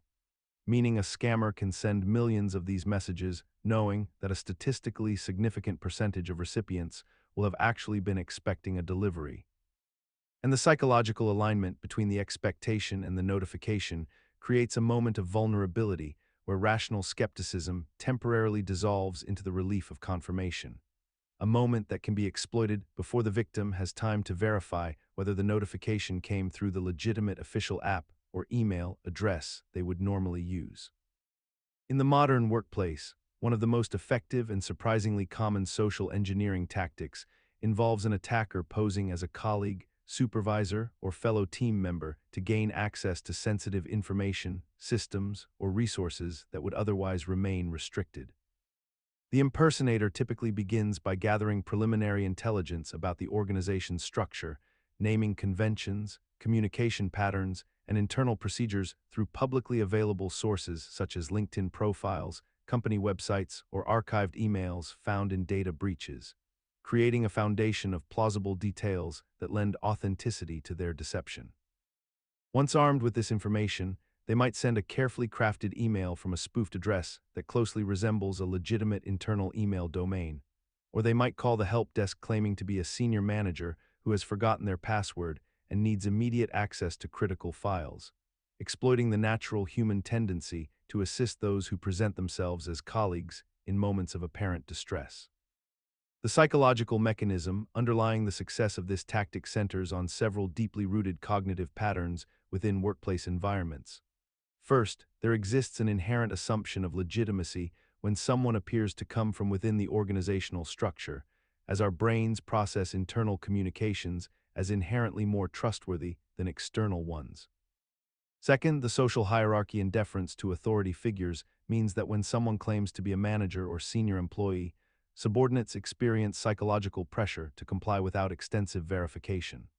Third, the sheer volume of daily communications and the constant context switching that modern workers experience creates a state of cognitive fatigue that impairs our ability to scrutinize each interaction with appropriate skepticism. What makes this tactic particularly persistent despite its logical vulnerability is that organizations have normalized rapid communication and frictionless information sharing as markers of efficiency and productivity, creating cultural environments where asking too many verification questions can be perceived as obstructive or unhelpful rather than prudent security practice. Employees are often incentivized to be helpful and responsive, and this fundamental human inclination toward cooperation becomes the very vulnerability that skilled social engineers exploit with remarkable consistency.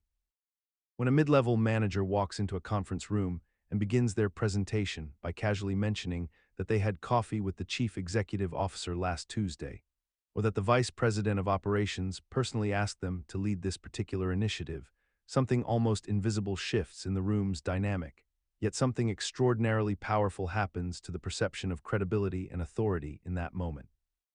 The tactic of name-dropping executives is a masterfully subtle form of social engineering that operates on the principle that proximity to power can be transferred as a form of borrowed credibility, where the speaker essentially attempts to bask in the reflected authority of someone higher in the organizational hierarchy, and by extension, suggest that their own ideas, proposals, or competence must therefore carry greater weight and validity simply because they have been acknowledged by or associated with someone of higher status.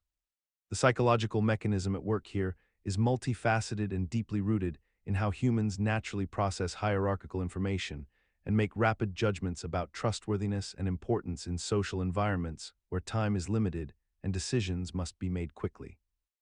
When we hear that someone has direct contact with a powerful figure, our brains automatically process this as evidence that the speaker must possess some remarkable quality, some special insight, or some valuable skill that warranted that executive's attention and time, because we assume that powerful people are selective about who they spend their limited resources interacting with, and therefore anyone who has secured such interaction must be exceptional in some meaningful way.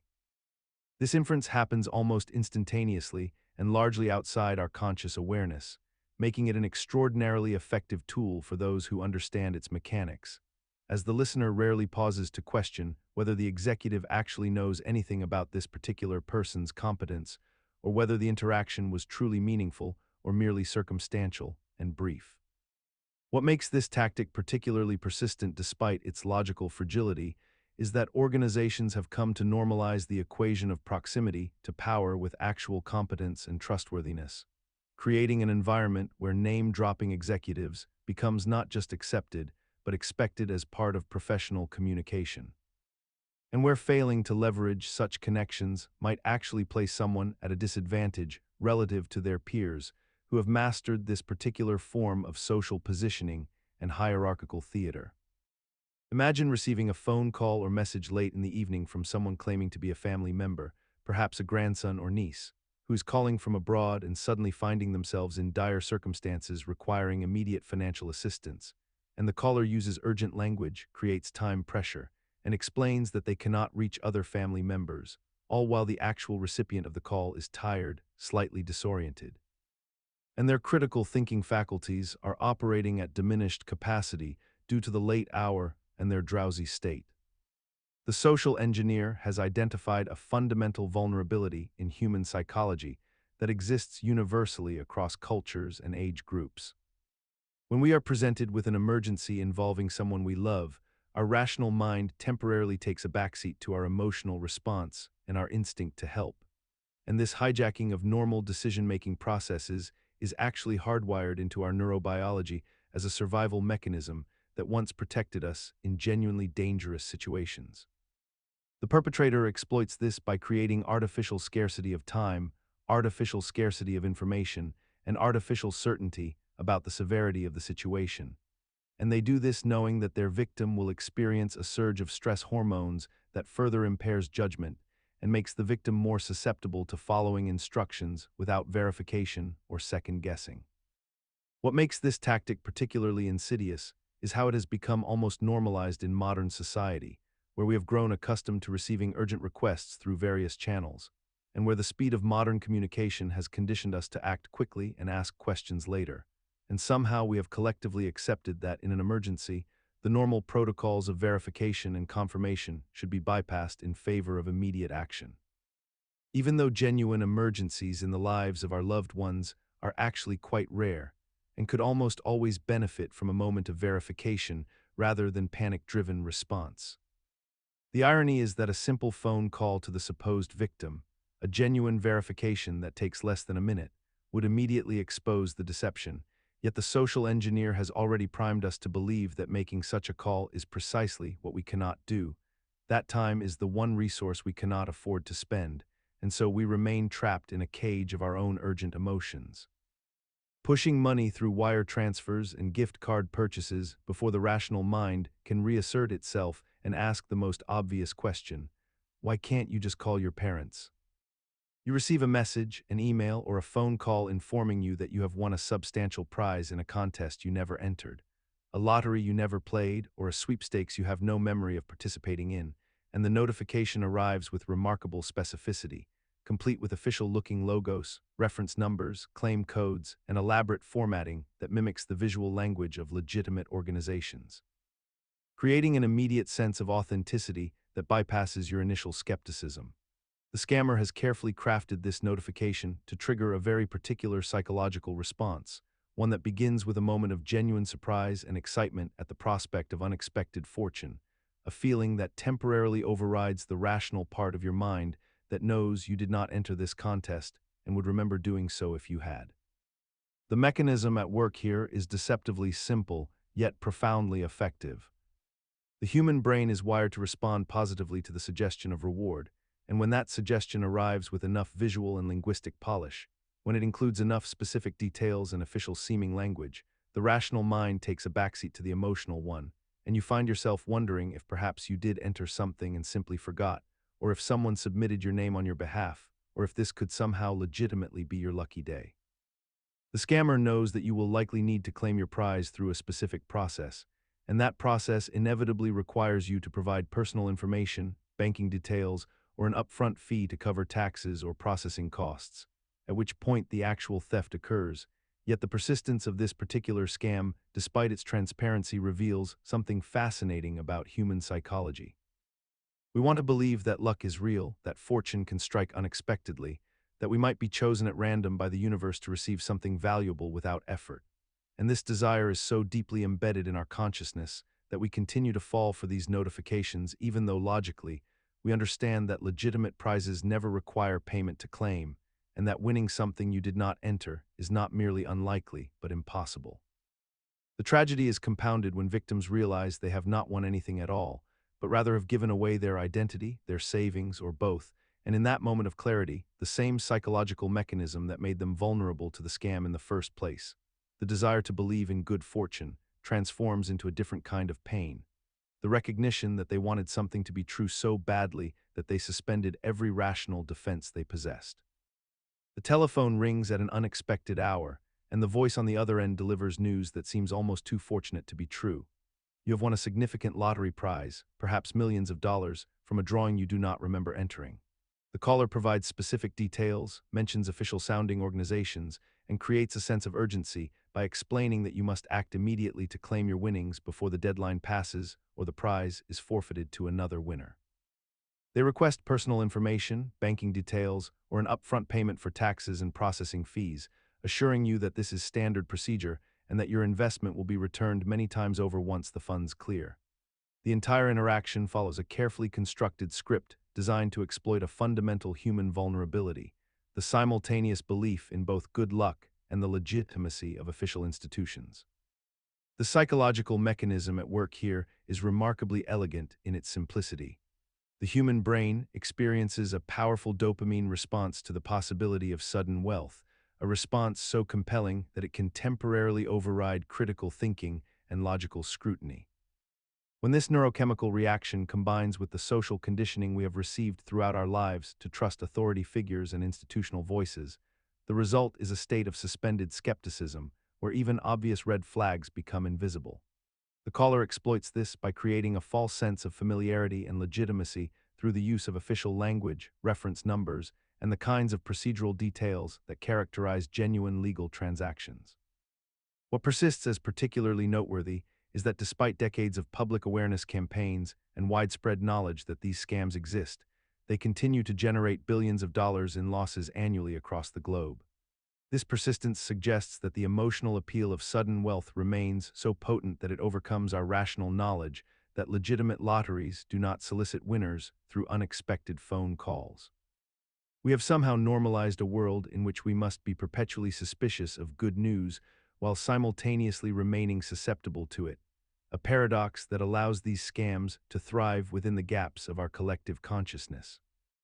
The elderly are disproportionately affected, not because they are less intelligent, but because they were raised in an era when institutions were more reliable and authority figures more trustworthy, making the psychological manipulation particularly effective against decades of accumulated social conditioning. In this way, the scam exploits not a weakness of the mind, but the residue of a more trusting time. Imagine receiving a text message or notification claiming that your bank account has experienced unauthorized activity,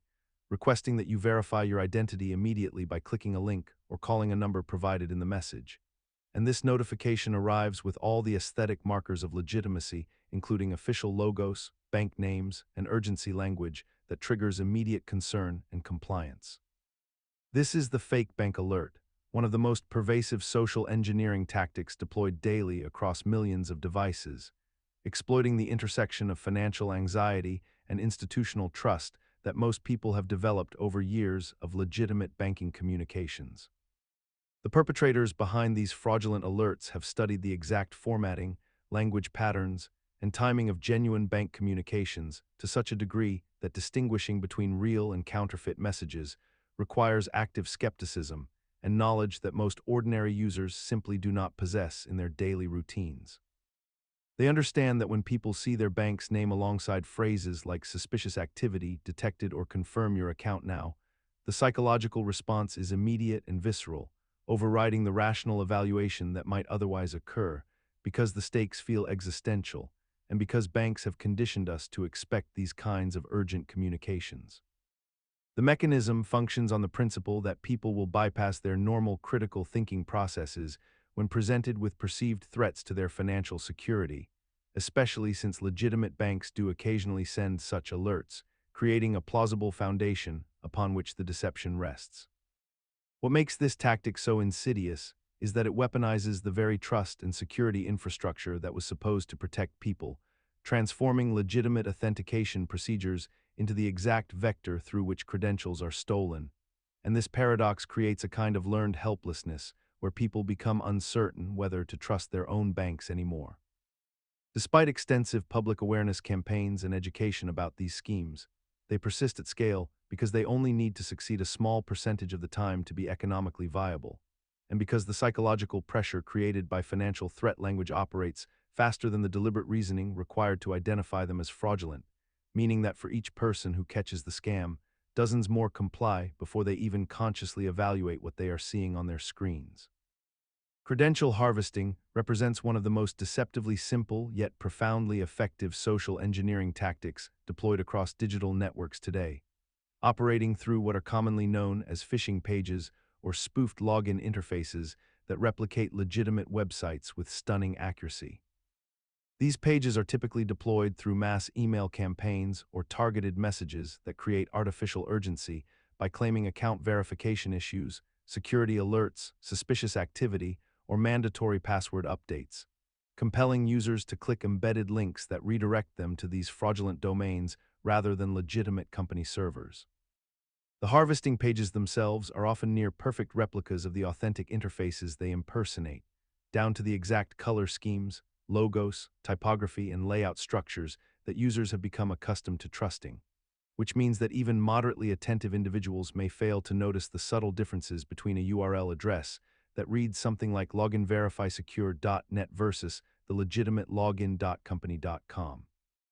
Once a victim enters their credentials into these false interfaces, the information is immediately captured by the attackers, who then possess valid usernames and passwords that grant them access to real accounts, email systems, financial platforms, or corporate networks, depending on which organization the harvesting page impersonated. The psychological mechanism underlying credential harvesting exploits the cognitive shortcuts that people develop when interacting with familiar digital environments, as users have trained themselves to move through login processes almost automatically without carefully scrutinizing each element, and when a message arrives that reinforces existing anxieties about account security or system maintenance. The emotional response overrides the deliberate verification steps that might otherwise catch the deception. What remains particularly striking about credential harvesting, despite its simplicity, is how persistently effective it remains even in an era of widespread cybersecurity awareness, suggesting that the combination of professional-grade design tools, psychological manipulation through artificial urgency, and the sheer volume of attacks means that statistically some percentage will always succeed. And organizations continue to normalize password-based authentication systems, even as they simultaneously acknowledge these systems as fundamentally vulnerable to harvesting tactics. Imagine you're sitting at your computer late at night, perhaps tired or distracted, and you need to quickly access a website you visit regularly, so instead of carefully typing the full web address or searching through your bookmarks, you simply type what you think is correct into the address bar, and your fingers slip slightly, adding an extra letter or transposing two characters, or perhaps you substitute a letter that looks similar to another. And suddenly you find yourself on a website that appears almost identical to the one you intended to visit, complete with similar logos, color schemes, and layouts that feel familiar and trustworthy. This is typosquatting, a social engineering tactic where attackers register domain names that are intentionally one or two characters away from legitimate, well-known websites, capitalizing on the inevitable human tendency to make small typographical errors when typing quickly or from memory. The psychological mechanism operating here is deceptively straightforward. Our brains are remarkably forgiving of minor mistakes and are designed to recognize patterns even when they contain slight imperfections. So when we arrive at a typosquatted domain that mimics the legitimate site's visual presentation, we often don't immediately notice we're in the wrong place, and this momentary confusion creates a window of vulnerability where we might enter credentials, download malware, or provide sensitive information before realizing the deception. What makes typosquatting particularly insidious is that it requires virtually no technical sophistication on the attacker's side, only the ability to identify commonly misspelled variations of popular domains and register them before others do. Yet it persists as an effective tactic despite decades of internet awareness, because human fingers remain fundamentally fallible, attention is genuinely finite. And the cost of registering a domain is negligible compared to the potential payoff from even a small percentage of misdirected traffic. And we have collectively normalized this vulnerability by accepting that occasional typos are simply part of the internet experience, rather than treating them as security-critical moments that warrant deliberate verification and confirmation before proceeding with any action. This normalization of minor errors as inconsequential has created a persistent blind spot in our collective security awareness, where we've failed to develop the simple habit of pausing to verify a domain's spelling before entering passwords or making transactions, despite the fact that such a brief moment of deliberate attention could eliminate this entire category of attack.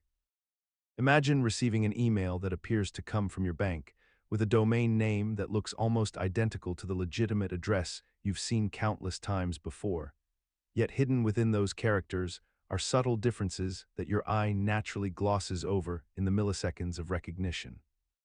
This is the essence of a homograph attack, a deceptively simple yet remarkably effective social engineering tactic that exploits the visual similarity between different characters, letters, and symbols in written language, particularly within web addresses and email domains. The attacker registers a domain name using characters that are nearly indistinguishable from the target company's actual domain, such as replacing the letter L with the number 1, or using Cyrillic characters that appear identical to Latin letters when displayed in certain fonts, creating what cybersecurity professionals call a lookalike domain. When a person receives a message containing this fraudulent address, their brain performs a rapid pattern matching process based on memory and expectation, recognizing the general shape and familiar components of the domain without consciously verifying each individual character, a cognitive shortcut that evolved to help us process information quickly in an increasingly complex world. The psychological mechanism at work here is deeply rooted in how human perception actually functions. Our eyes and minds are trained to recognize wholes rather than scrutinize every component, a survival adaptation that served us well in natural environments but creates vulnerabilities in digital spaces where precision matters absolutely. We have normalized this vulnerability by continuing to rely on visual inspection of web addresses despite having known about these attacks for decades, maintaining trust in a system that we intellectually understand to be fundamentally flawed, much like continuing to open doors without checking who stands on the other side simply because we have always opened doors that way. The persistence of homograph attacks reveals something profound about the gap between logical awareness and habitual behavior. We know that identical-looking characters can be different. We understand that our perception can be fooled, yet we continue to click links and enter credentials based on what our eyes tell us is true in that fleeting moment before conscious verification catches up. This vulnerability is compounded by the sheer volume of digital interactions we navigate daily. Each email, notification, and login prompt competes for our attention in a cognitive environment already saturated with demands, making the mental effort required to scrutinize every character feel impossibly burdensome, and so we surrender to the very shortcuts that attackers depend upon for success. Voice cloning represents one of the most insidious forms of social engineering to emerge in recent years,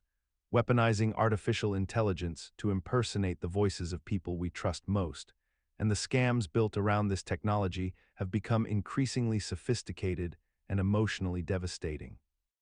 A parent receives a phone call late at night from what sounds unmistakably like their child, the voice carrying familiar inflections, speech patterns, and even unique phrases that only that child would use, and the voice on the other end explains they are in trouble, stranded in another country, arrested, or facing some urgent crisis that requires immediate financial assistance. The scammer has typically obtained voice samples from social media, YouTube videos, TikTok accounts, or even casual video calls, feeding these recordings into artificial intelligence systems that can now generate entirely new sentences and emotional expressions in that person's voice with remarkable accuracy, creating audio that passes the most basic scrutiny and triggers immediate parental instinct to help. The psychological mechanism operating here is profound and almost inescapable, because our brains are evolutionarily wired to trust the voices of our loved ones as absolute proof of their identity and presence. And when we hear something that sounds exactly like our child or parent or spouse, we bypass our normal skepticism and logic entirely, moving directly into an emotional response that overwhelms critical thinking.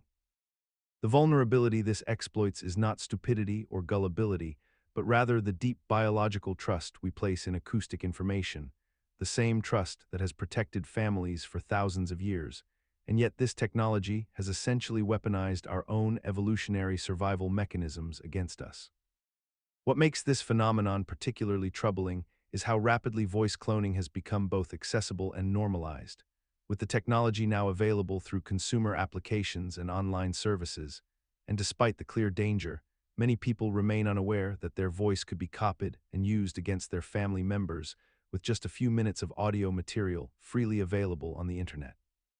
The financial losses from these scams can be catastrophic. Victims have reported losing hundreds of thousands of dollars in single incidents. But perhaps more damaging is the erosion of trust within families, as loved ones begin to question whether future calls are genuine, transforming the phone into an instrument of anxiety rather than connection. Imagine receiving a video call from someone you know well, perhaps a family member or close colleague, and their face appears on your screen with perfect clarity, their expressions familiar, their voice unmistakably theirs, yet the person on the other end is not who they claim to be. Deepfake video call technology has advanced to a point where artificial intelligence can synthesize realistic facial movements, lip synchronization, and vocal patterns that create an entirely convincing impersonation in real time, making it nearly impossible for the average person to detect the deception during the initial moments of contact. The attacker uses this fabricated video presence to establish immediate trust and credibility,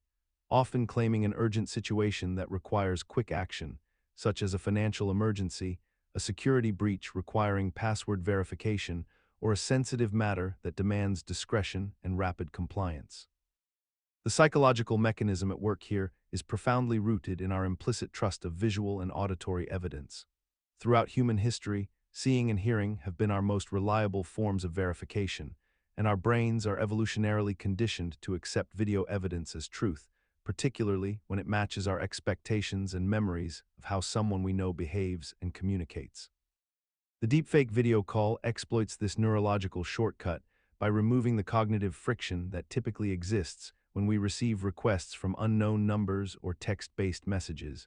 because watching a familiar face speak directly to us triggers an automatic acceptance response that bypasses our skepticism. What is remarkable about this tactic's persistence is that it continues to succeed despite the fact that people are increasingly aware of deepfake technology, suggesting that the gap between intellectual knowledge and emotional response remains vast. Even when someone has heard news stories about artificial face synthesis, the visceral experience of watching what appears to be their grandmother's face asking for money creates a moment of doubt and hesitation that the attacker can exploit before critical thinking reasserts itself. This normalized acceptance of video as irrefutable evidence, combined with the speed and pressure tactics embedded in these calls, creates a perfect storm of manipulation where our most trusted sensory information becomes our greatest vulnerability, and we find ourselves momentarily paralyzed between what our eyes tell us and what logic suggests should be true. Every professional who maintains a presence on LinkedIn or similar career networking platforms has experienced the peculiar phenomenon of receiving unsolicited messages from individuals claiming to represent prestigious companies. Yet the messages contain vague language, generic compliments about your profile, and an almost mechanical enthusiasm that feels distinctly out of place with how legitimate recruitment actually functions in the modern workplace. These fake recruiter messages typically begin with flattery about your professional accomplishments, followed by an invitation to discuss an exciting opportunity that somehow matches your background with remarkable precision, despite the sender having never actually reviewed your work or spoken with anyone who knows you, and the message itself contains telltale signs of either machine translation or copy-paste templates that have been used countless times before. The person behind these messages is engaged in a sophisticated form of social engineering that exploits several deeply rooted human vulnerabilities simultaneously, including our innate desire for career advancement, our tendency to feel validated when our professional worth is acknowledged by strangers, and our natural inclination to respond politely to someone who has taken the time to reach out to us personally. Even though the personalization is entirely fabricated and algorithmic in nature. What makes this tactic particularly effective is that it operates within the legitimate space of professional networking where unsolicited contact actually does occur, meaning the targets cannot easily distinguish between a genuine recruiter who may have been impressed by their profile and a scammer whose only intention is to eventually request personal information, direct them to fake interview portals designed to harvest credentials, or lure them into advanced fee schemes disguised as onboarding processes. The persistence of fake recruiter messages in our professional digital spaces reveals how thoroughly we have normalized the erosion of authentic human interaction in favor of efficiency and speed, accepting that career opportunities might come from complete strangers through carefully crafted templates rather than through genuine professional relationships. And we have collectively decided that the convenience of casting wide nets with automated messages is worth the cost of flooding everyone's inboxes with deceptive content, creating an environment where discerning truth from fabrication requires constant vigilance and skepticism toward opportunities that once would have been considered fortunate and worth celebrating. The scenario begins innocuously enough when you receive a notification that a package is arriving at your door, and moments later, someone in a uniform or casual clothing approaches your residence claiming to represent a delivery service. Yet the interaction quickly reveals itself to be something entirely different from what the visual and auditory cues initially suggested. These individuals have learned to exploit the fundamental trust we place in the established infrastructure of commerce and logistics, understanding that most people have been conditioned through years of legitimate deliveries to accept the presence of strangers at their doorstep without extensive verification or questioning. The psychological mechanism at work here operates on multiple layers simultaneously, beginning with the authority suggested by a uniform or branded clothing, which triggers what psychologists call the halo effect, where our brains automatically ascribe competence and trustworthiness to individuals who appear official or professional in their presentation. The pretend delivery driver leverages our habitual patterns and the normalized disruption of daily life by unexpected visitors, exploiting the cognitive dissonance we experience when we must quickly decide between suspicion and convenience, between social politeness and caution. They understand that asking someone to verify their identity through official company channels feels rude or paranoid in the moment, even though it represents basic prudent behavior, and they rely on this uncomfortable gap between what we know we should do and what social conditioning allows us to actually do. What makes this tactic particularly insidious is how thoroughly we have normalized the presence of strangers in our most private spaces, accepting deliveries as simply part of modern life without truly examining the vulnerability this creates or the assumption of good faith upon which the entire system depends. We have constructed an entire economy based on the principle that strangers can appear at our homes regularly and we will welcome them, which means we have also constructed the perfect environment for exploitation. And yet we do not fundamentally change our behavior because the legitimate use case has become so convenient and so embedded in our expectations that the risk feels theoretical rather than real. Allowing these social engineering tactics to persist not despite their logical vulnerability, but precisely because they operate within the margins of ordinary life. Consider the elementary school that conducts a fire drill on a Tuesday morning, where children line up in orderly fashion, walk down hallways, and stand outside in designated areas while administrators check clipboards and teachers account for their students, only to return inside 15 minutes later to resume their regular lessons as though nothing remarkable occurred.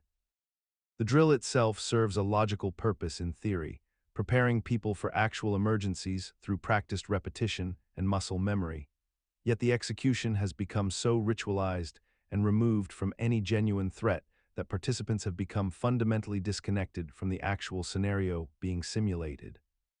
Fire drills operate through a psychological mechanism wherein the human mind requires periodic rehearsal of emergency procedures to maintain readiness. But this mechanism becomes corrupted when the drills themselves become so normalized and predictable that they cease to trigger any genuine awareness or concern in the participants, who instead experience them as minor interruptions to their day rather than serious preparatory exercises. The social engineering occurs through the normalization of compliance. When an announcement comes over the loudspeaker, people move through these practiced motions without question, without evaluating whether the procedures make sense, without considering whether they would actually behave this way during a real emergency when panic and genuine danger would override any learned routine.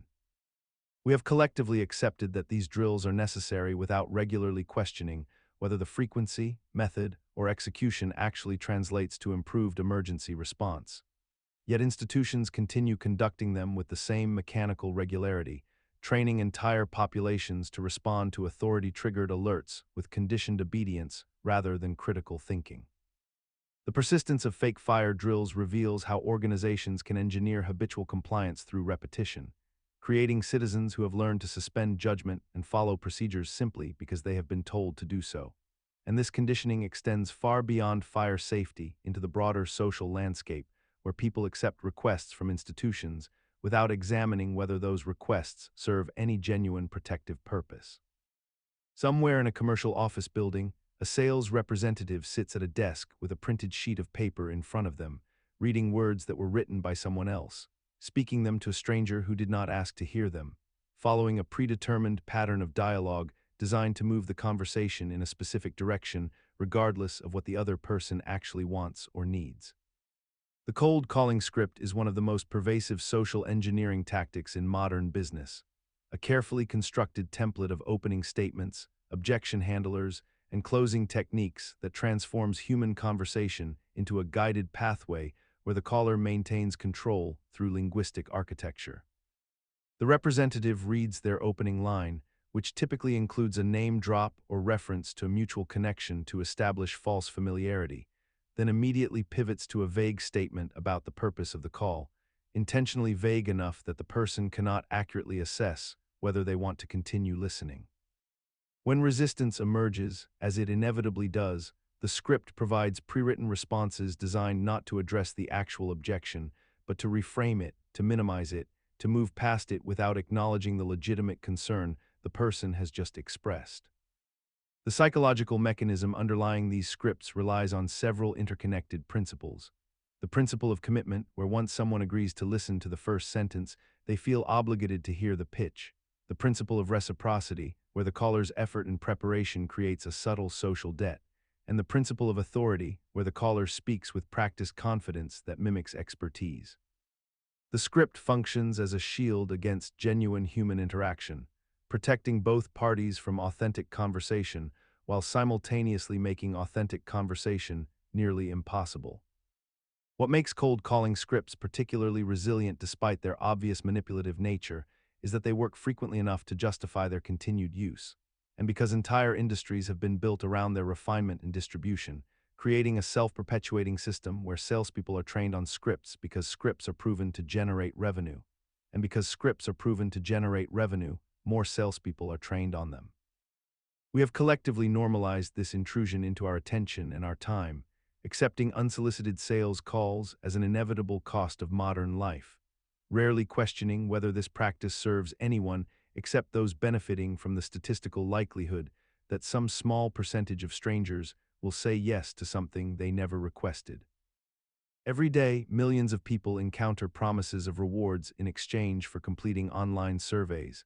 and these offers operate on a carefully constructed foundation of expectation manipulation that has become so normalized in digital spaces that most participants barely pause to question whether the promised compensation will ever materialize. When a person sees an advertisement claiming they can earn $50, $100, or even more simply by answering questions about their shopping habits or consumer preferences,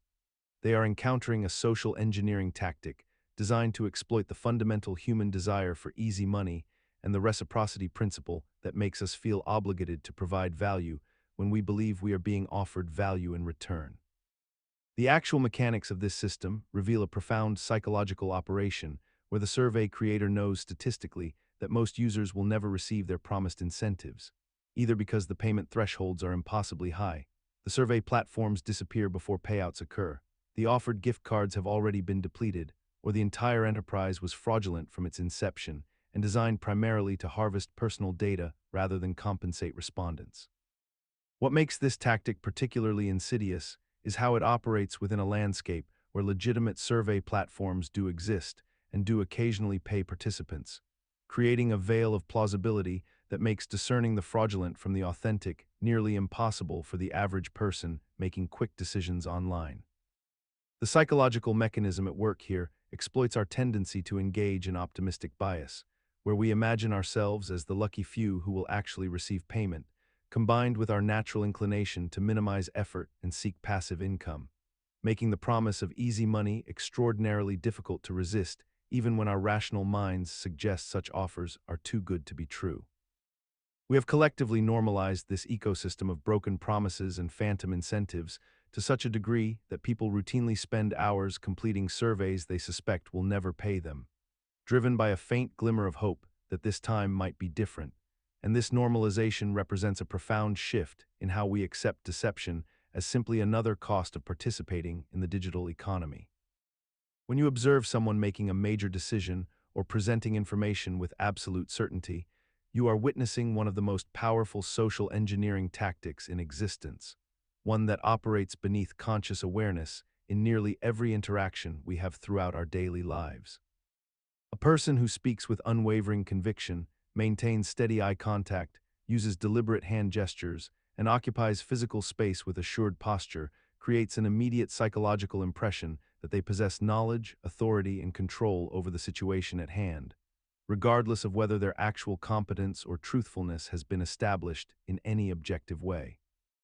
This phenomenon works because our brains have evolved to use confidence as a rapid shortcut for assessing credibility, a mental heuristic that served us reasonably well in small tribal communities where reputation was earned through demonstrated results, but becomes dangerously exploitable in complex modern societies where we encounter thousands of strangers and cannot possibly verify every claim made to us. A surgeon who speaks with trembling uncertainty about a procedure instills fear, while that same surgeon speaking with absolute confidence about identical medical information creates trust and compliance, even though the confidence itself communicates nothing about the actual quality of their medical training or the soundness of their recommendations. The mechanism underlying this operates through a combination of factors. Confidence signals suggest that the person has successfully navigated similar situations before and survived to tell about it. It demonstrates a lack of cognitive load or stress, which our minds interpret as mastery. And it triggers social conformity instincts that make us reluctant to question someone who appears so thoroughly convinced of their own rightness.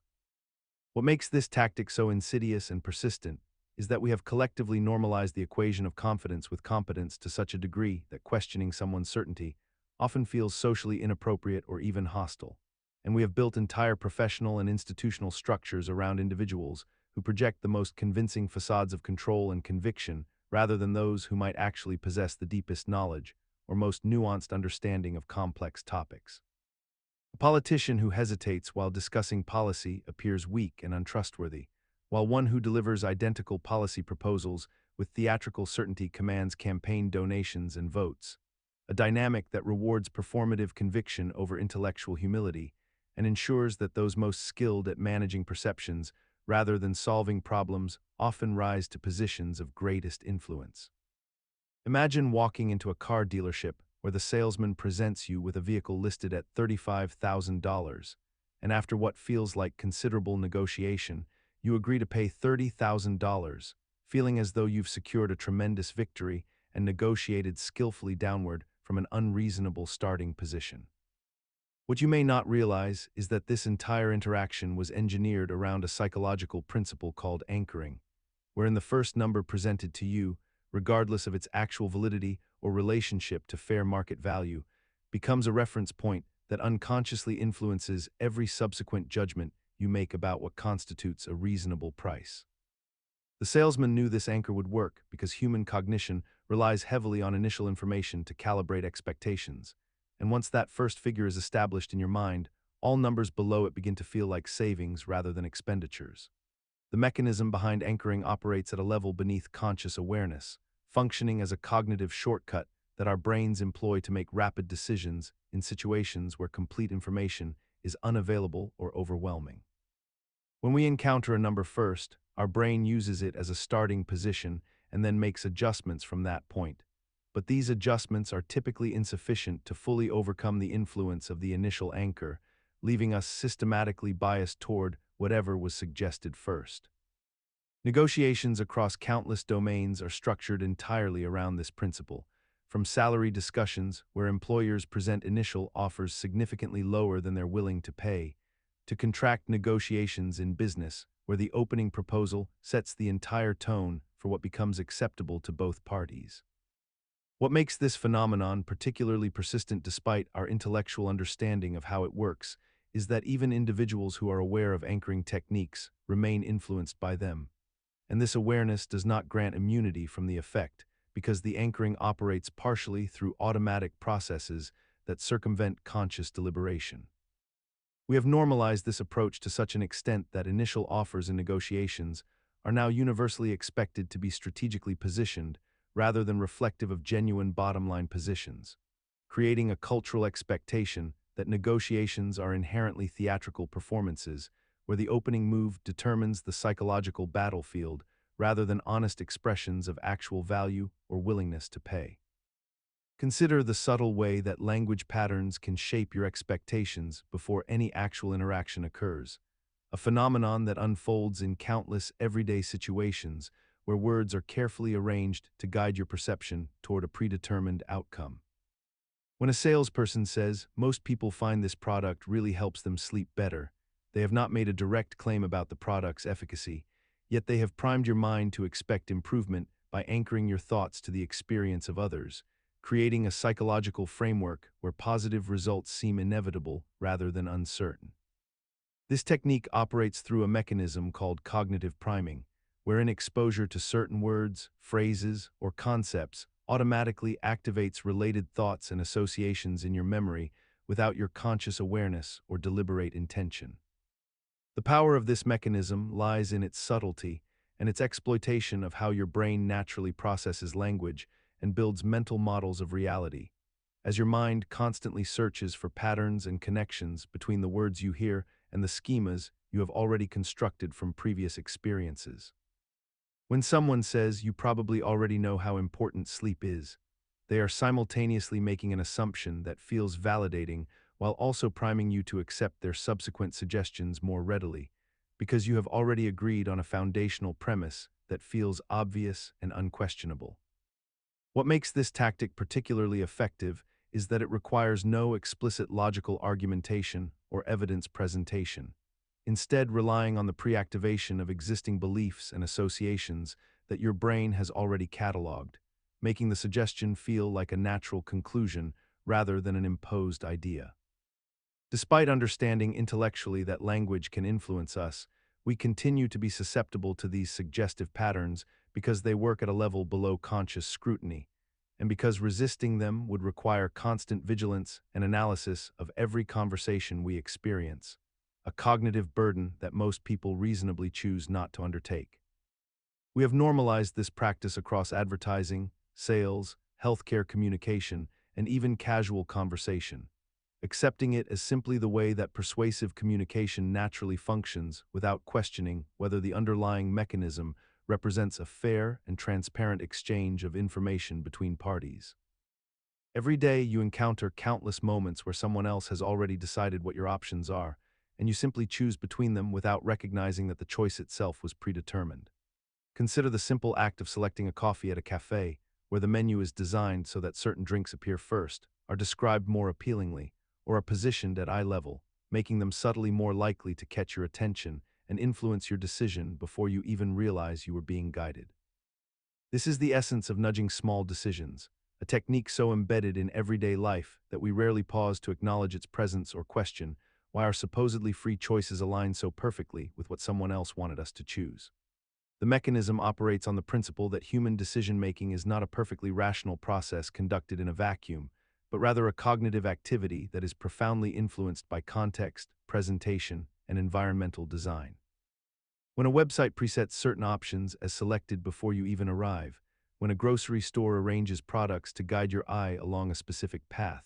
when a notification is phrased in a way that makes one response feel more natural than another, each of these represents a small nudge that shapes your behavior without requiring any deception or force.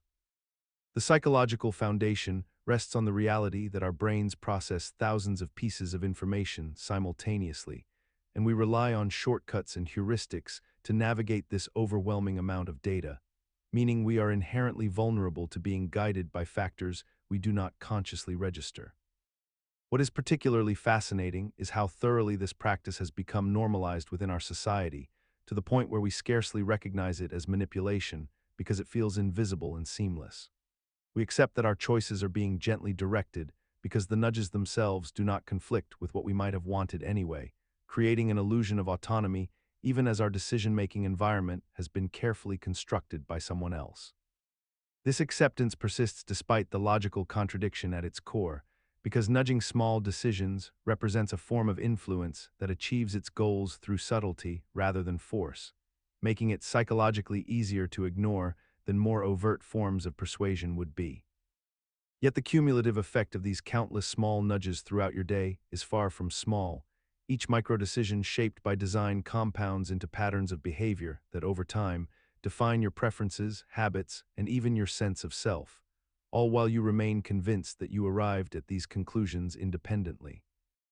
Consider the moment when someone dressed in an official uniform appears at your door or approaches you on the street, whether it's a security guard, a delivery person, a police officer, or a utility worker, and you find yourself immediately shifting your behavior, becoming more compliant, more willing to answer questions, or more inclined to grant access to spaces you would otherwise protect. This phenomenon represents one of the most deeply embedded social engineering tactics in human interaction, one that operates almost entirely beneath conscious awareness, because we have been conditioned since childhood to associate uniforms with authority, legitimacy, and trustworthiness. The uniform functions as a visual shorthand that bypasses our critical thinking, signaling to our brain that the person wearing it has been vetted, trained, and authorized to perform certain actions. And this signal is so powerful that we often comply with requests from uniformed individuals without verifying their actual credentials or questioning their real intentions. The psychological mechanism underlying this exploitation is rooted in our evolutionary need for hierarchical social structures and our dependence on visible markers to identify those in positions of authority within our communities. A system that historically served us well by allowing us to quickly recognize who held legitimate power and who deserved our cooperation. However, in modern contexts where uniforms can be purchased, replicated, or borrowed, and where the actual verification of someone's credentials requires effort that most people are unwilling to undertake. This ancient trust mechanism becomes a vulnerability that social engineers and bad actors routinely exploit to gain physical access to restricted areas, to extract sensitive information under the guise of official business, or to manipulate victims into believing false narratives about what is happening to them. What makes this tactic particularly effective is that even when we intellectually understand that a uniform does not automatically confer legitimacy, we still feel the psychological pressure to defer, to be respectful, to assume good faith, and to avoid the social awkwardness of demanding proof or challenging someone's authority. And this emotional pull often overrides our logical objections and leaves us vulnerable to manipulation by anyone confident enough to wear the costume of authority. Badge cloning represents one of the most deceptively simple yet remarkably effective methods of gaining unauthorized access to secured facilities, and it operates on a principle so fundamental that most organizations overlook its vulnerability until it becomes a critical problem within their security infrastructure. The process begins when a social engineer obtains a legitimate employee badge, either through theft, borrowing under false pretenses, or acquiring one discarded in a parking lot or trash bin, and then uses specialized electronic equipment to read the unique identifier embedded within the badge's magnetic stripe or radio frequency identification chip. Once this data has been captured, the attacker duplicates this information onto a blank badge or card using relatively inexpensive cloning equipment that can be purchased online, creating what is functionally an exact replica of the original badge that will grant access to the same doors, elevators, and secure areas as the person whose credentials were copied. The psychological mechanism that makes badge cloning so effective lies in the fundamental trust that organizations place in their badge systems as an infallible barrier to entry, combined with the simple human tendency to not regularly inspect or verify whether the person wearing a badge belongs in a particular space. Employees become conditioned to assume that anyone with a valid badge has already been vetted by security personnel, and this cognitive shortcut is precisely what makes the cloned badge such a powerful tool for infiltration. Managers and security staff rarely challenge individuals who visibly display identification, as doing so creates awkward social friction and implied accusations of dishonesty. The persistence of badge cloning as a vulnerability, despite its logical simplicity, stems from the fact that most organizations focus their security efforts on the physical badge itself, rather than on the behavioral patterns that would indicate an unauthorized person, such as unfamiliar faces in restricted areas or individuals who seem uncertain about basic navigation through the facility. Additionally, the cost of implementing more advanced security measures like facial recognition systems or multi-factor authentication alongside badge readers remains prohibitively expensive for many organizations, which means they continue to rely on a system designed decades ago that was never intended to withstand this particular type of technological exploitation. The scenario unfolds with disarming simplicity. A knock at your door, and standing outside is someone wearing a uniform, carrying a clipboard, perhaps displaying a badge or identification card, and explaining that they are here to perform routine maintenance on your building's plumbing, electrical systems, or heating and cooling equipment. They speak with the confidence of someone who belongs there, mentioning specific addresses or unit numbers, referencing work orders that supposedly came through the building management, and expressing mild frustration about residents not being home when they expected them to be. The person requests entry to your home, sometimes suggesting that the work is urgent, that there are water leaks affecting neighbors below, that there are safety inspections that must be completed, or that certain systems need immediate attention before they fail catastrophically. Their demeanor is professional yet personable, maintaining just enough of a conversational tone to seem legitimate while staying focused on gaining access to your living space. What makes this tactic so effective is how it leverages our deeply ingrained social conditioning around authority, responsibility, and the maintenance systems that sustain our homes and buildings. We have been taught from childhood that certain uniformed professionals have legitimate reasons to enter private spaces, that refusing them might result in dangerous problems that we would then be blamed for neglecting, and that questioning their credentials too aggressively might make us seem paranoid or uncooperative. The social cost of being rude to someone who appears legitimate feels high, while the abstract risk of letting in an imposter feels distant and unlikely. Furthermore, most of us have had legitimate maintenance workers visit our homes multiple times throughout our lives, so we have actual templates for how these interactions normally proceed, making a fake worker's performance easy to follow and difficult to distinguish from the genuine article. The psychological mechanism at work here involves several converging factors: authority bias, which causes us to unconsciously trust people who appear to hold official positions or wear appropriate uniforms; social obligation, which makes us reluctant to be perceived as hostile or unhelpful; and trust in systems, which assumes that building management would handle verification before dispatching workers. Despite being a tactic that requires only basic props and speaking skills, it persists not because we lack the logical ability to verify credentials or call building management before allowing entry, but because doing so has become socially uncomfortable and somewhat rare in our experience. In corporate environments and bureaucratic institutions around the world, there exists a peculiar phenomenon wherein individuals or teams are assigned to conduct audits or reviews of processes, departments, or employees. Yet the entire exercise has been predetermined to reach a specific conclusion or outcome that serves the interests of higher management or organizational leadership. These pretend auditors arrive with clipboards and formal documentation. They schedule meetings with concerned staff members. They request extensive records and explanations. They take notes with apparent seriousness and gravity, and they project an air of objective investigation that creates the impression of legitimate scrutiny taking place. The process unfolds with all the ceremonial trappings of genuine oversight, including formal presentations, detailed reports with numbered findings, and recommendations that appear thoughtfully considered. Yet everyone involved at the institutional level understands that the audit was commissioned specifically to validate a decision that has already been made, or to provide the veneer of legitimacy to actions that leadership intends to pursue regardless of what the audit actually discovers.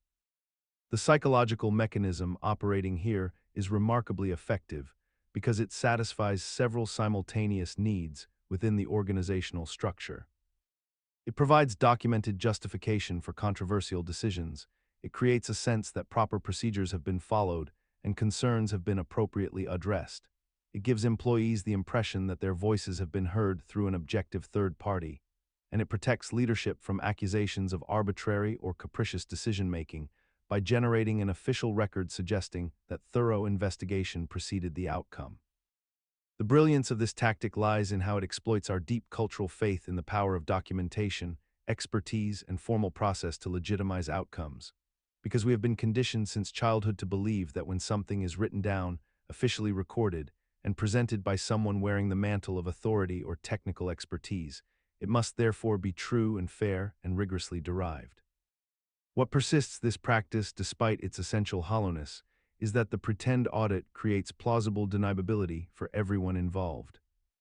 The auditors can point to their report, leadership can point to the independent review, and employees cannot credibly claim that no investigation occurred, even if they instinctively sense that the process was performative rather than genuine, leaving a residue of doubt and resignation that subtly undermines trust in institutional mechanisms while simultaneously making that distrust difficult to articulate or prove. Every time you interact with content online, whether through a simple like, a comment, a share, or even just the amount of time your eyes linger on a particular post before scrolling away,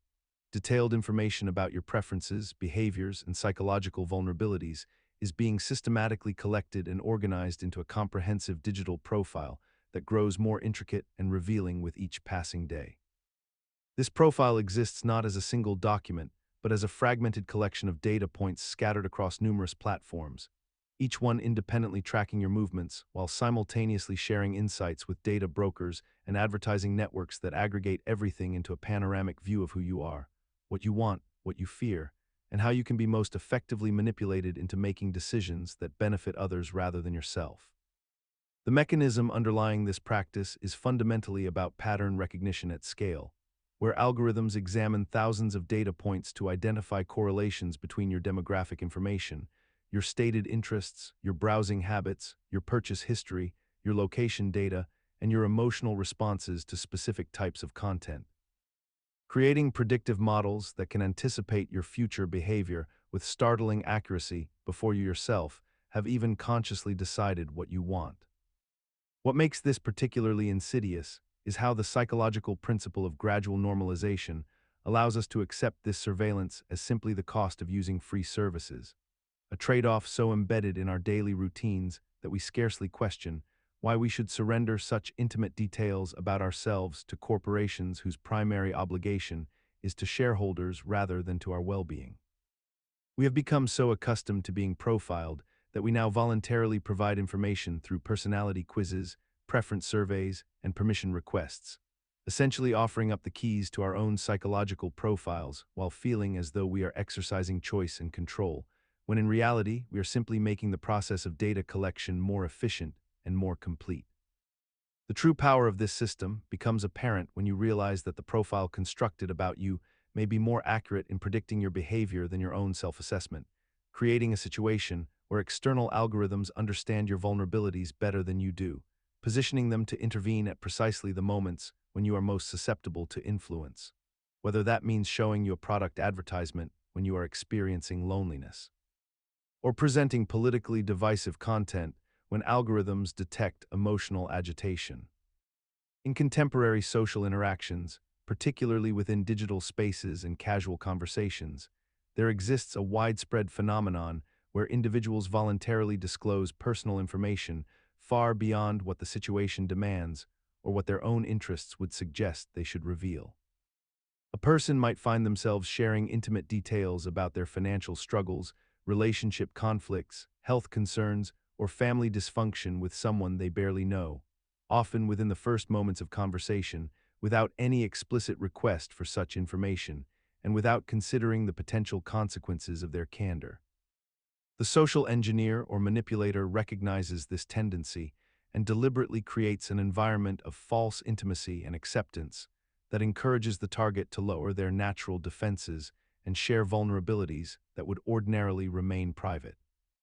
They accomplish this through active listening techniques, strategic sympathy, carefully placed confessions of their own difficulties, or simply remaining silent and receptive while the other person fills the conversational void with increasingly personal revelations. The mechanism underlying this behavior operates through several interconnected psychological principles, beginning with the reciprocity bias, which suggests that when someone shares something vulnerable with us, we feel an almost reflexive obligation to reciprocate with equal or greater vulnerability as a way of maintaining social balance and demonstrating trust. Additionally, the mere act of speaking about one's problems to an attentive listener creates a neurochemical response that feels relieving and therapeutic, making the person associate the listener with positive feelings regardless of that listener's actual intentions or character. The manipulator exploits this association by positioning themselves as a confidant, a role that carries significant influence and access to information that can later be weaponized through blackmail, social manipulation, or simple character assassination. What remains particularly striking about this vulnerability is how normalized oversharing has become despite its obvious risks, as social media culture has systematized the public broadcasting of private struggles in exchange for validation through likes and comments, creating a generational expectation that intimacy and exposure are equivalent to authenticity and connection rather than potential liabilities. Every day, millions of people receive friend requests from accounts that appear to be real individuals, but are actually duplicates, impersonations, or automated profiles designed to manipulate social trust networks. The requester might use a nearly identical name to someone you already know, perhaps with a single letter difference or a slightly altered spelling, or they might use your actual friend's photograph without permission, creating a convincing facade that exploits the natural assumption that if someone looks familiar and shares mutual connections, they must be trustworthy. The social engineer behind this tactic understands that people operate within a framework of social reciprocity where accepting a friend request feels like a small, harmless gesture, especially when the requester appears to be someone from your existing network or someone with shared interests and connections. Once accepted, the fake profile gains access to your friend list, your publicly shared information, details about your location and work history, and most importantly, the social proof that comes with being in your network, which they can then use to target your actual friends with more convincing requests of their own. The psychological mechanism at work here is multi-layered. There is the initial trust transferred from the appearance of familiarity, the slight cognitive dissonance that makes us hesitate to reject someone who might genuinely be trying to reconnect with us, the social embarrassment of not remembering someone we supposedly know, and the general human tendency towards saying yes rather than no when the cost seems minimal. What remains remarkable is how persistent this tactic remains despite the fact that every major social platform now warns users about fake profiles, despite the abundance of articles explaining how to verify accounts, and despite the commonplace knowledge that impersonation and duplicate accounts exist.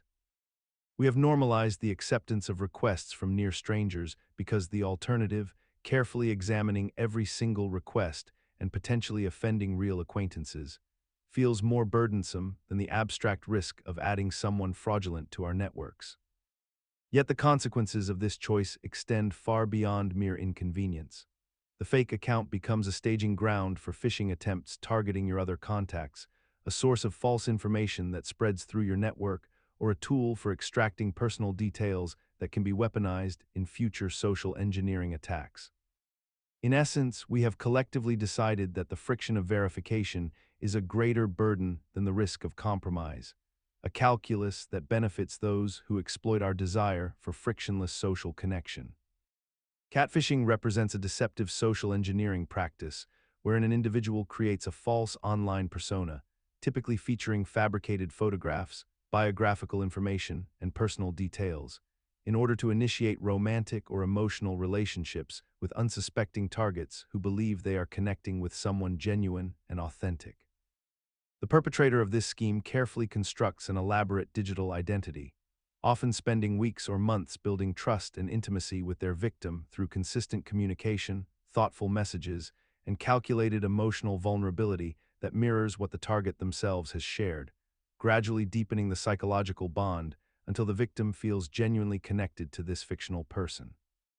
The mechanism underlying catfishing operates through the exploitation of fundamental human needs for connection, validation, and romantic companionship, leveraging the inherent limitations of text-based digital communication, where visual cues and real-time behavioral observation are absent or deliberately manipulated through carefully selected images and narratives. When the perpetrator eventually reveals the deception, or when the victim discovers the truth through independent investigation, the emotional devastation can be profound and lasting, producing effects ranging from betrayal and embarrassment to depression, social anxiety, and difficulty trusting others in future relationships. What remains particularly remarkable about catfishing as a persistent social phenomenon is that despite widespread public awareness of its existence, the frequency and success rate of these schemes have not substantially diminished, suggesting that the emotional and psychological leverage exerted by the promise of romantic connection remains sufficiently powerful to override skepticism and caution in a significant portion of the population. We have normalized the risk of catfishing as simply an inevitable consequence of participating in online dating and social platforms, treating it as background noise rather than a serious violation of trust and dignity. And this normalization paradoxically ensures that catfishing continues to flourish as an effective social engineering tactic.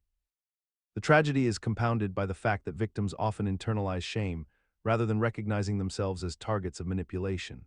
leading them to withdraw from digital social spaces entirely or to approach future connections with such defensive skepticism that genuine relationships become increasingly difficult to form,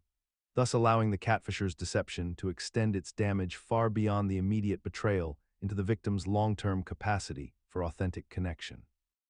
Imagine scrolling through a job board and discovering what appears to be an ideal position, one that matches your qualifications perfectly, offering competitive salary, remote work flexibility, and benefits that seem almost too good to be true. You spend considerable time crafting a tailored resume and cover letter, carefully addressing the specific requirements listed in the job description, pouring hours into researching the company and preparing thoughtful responses about why you would be an excellent fit for the role. You submit your application with genuine optimism, imagining yourself in this position, already mentally preparing for the next phase of your career. However, weeks pass without any response, and if you investigate further by visiting the company's website or contacting them directly, you discover that the position was never actually open, or it was filled long before the listing ever appeared online, or the job posting existed primarily to harvest your personal data and professional information for purposes entirely unrelated to genuine recruitment. These baited job applications operate on a sophisticated psychological mechanism rooted in hope and aspiration. When we encounter opportunity, particularly employment opportunity that could genuinely improve our circumstances, we tend to engage with it uncritically, suspending our natural skepticism because the potential reward feels substantial enough to justify the risk and effort involved. Recruiters and data collectors exploit this fundamental human tendency by creating listings so perfectly calibrated to our desires and qualifications that they become almost irresistible, triggering in us an automatic compliance response, where we willingly provide extensive personal information, employment history, educational background, and references without questioning the legitimacy of the opportunity.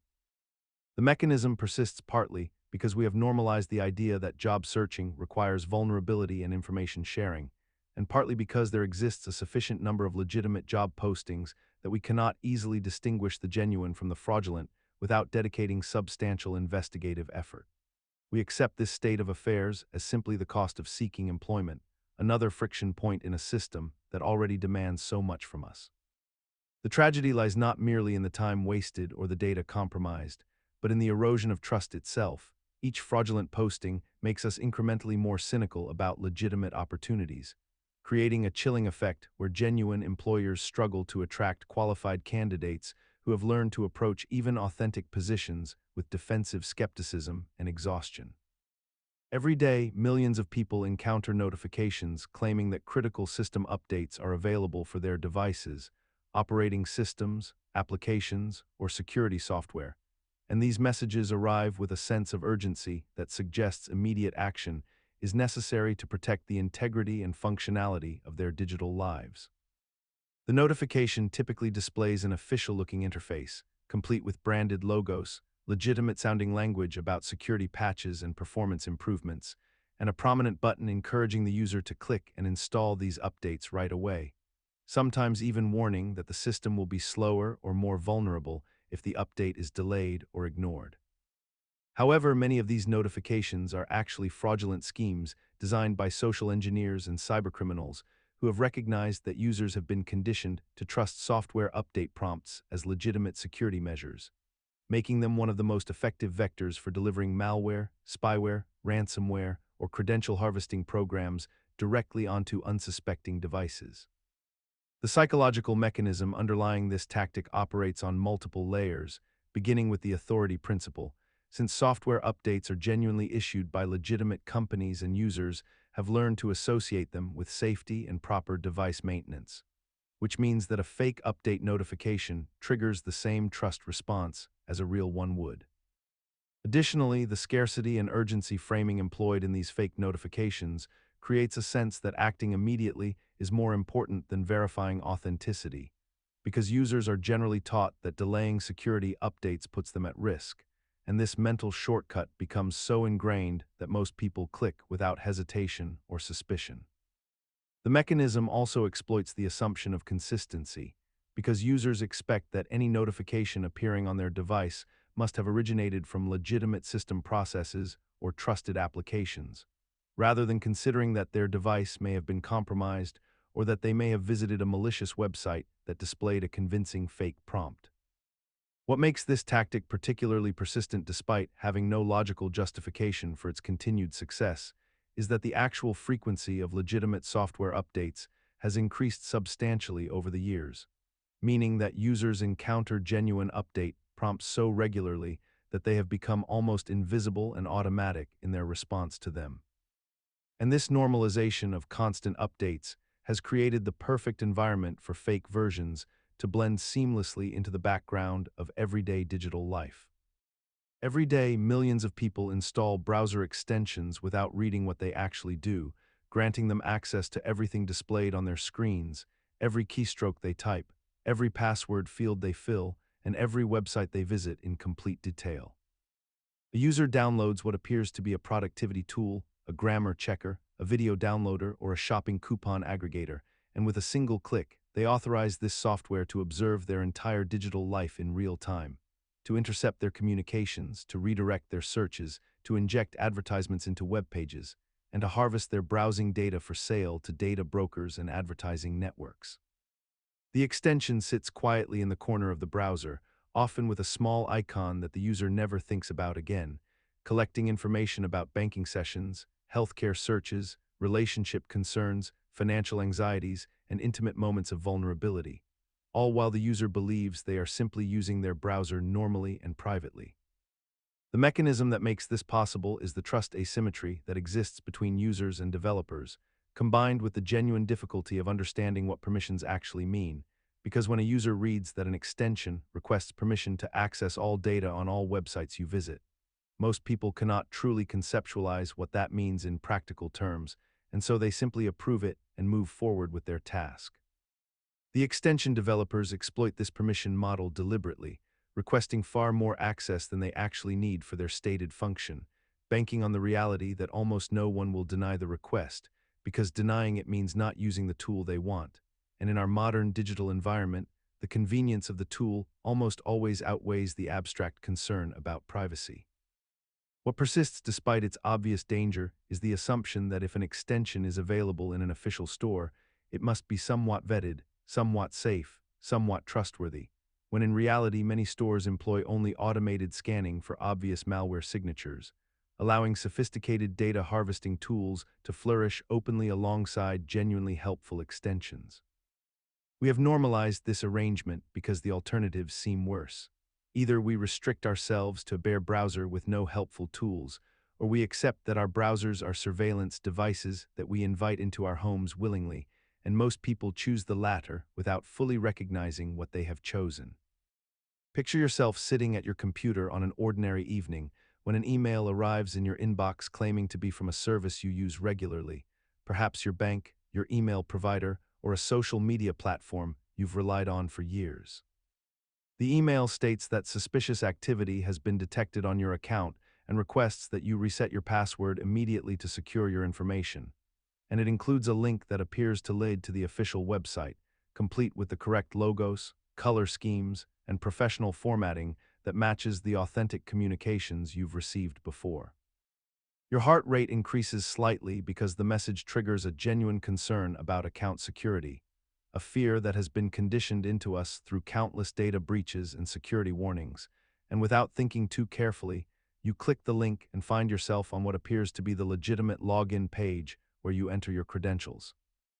only to discover moments later, or perhaps days later, that you've handed your username and password directly to someone who was impersonating the service all along.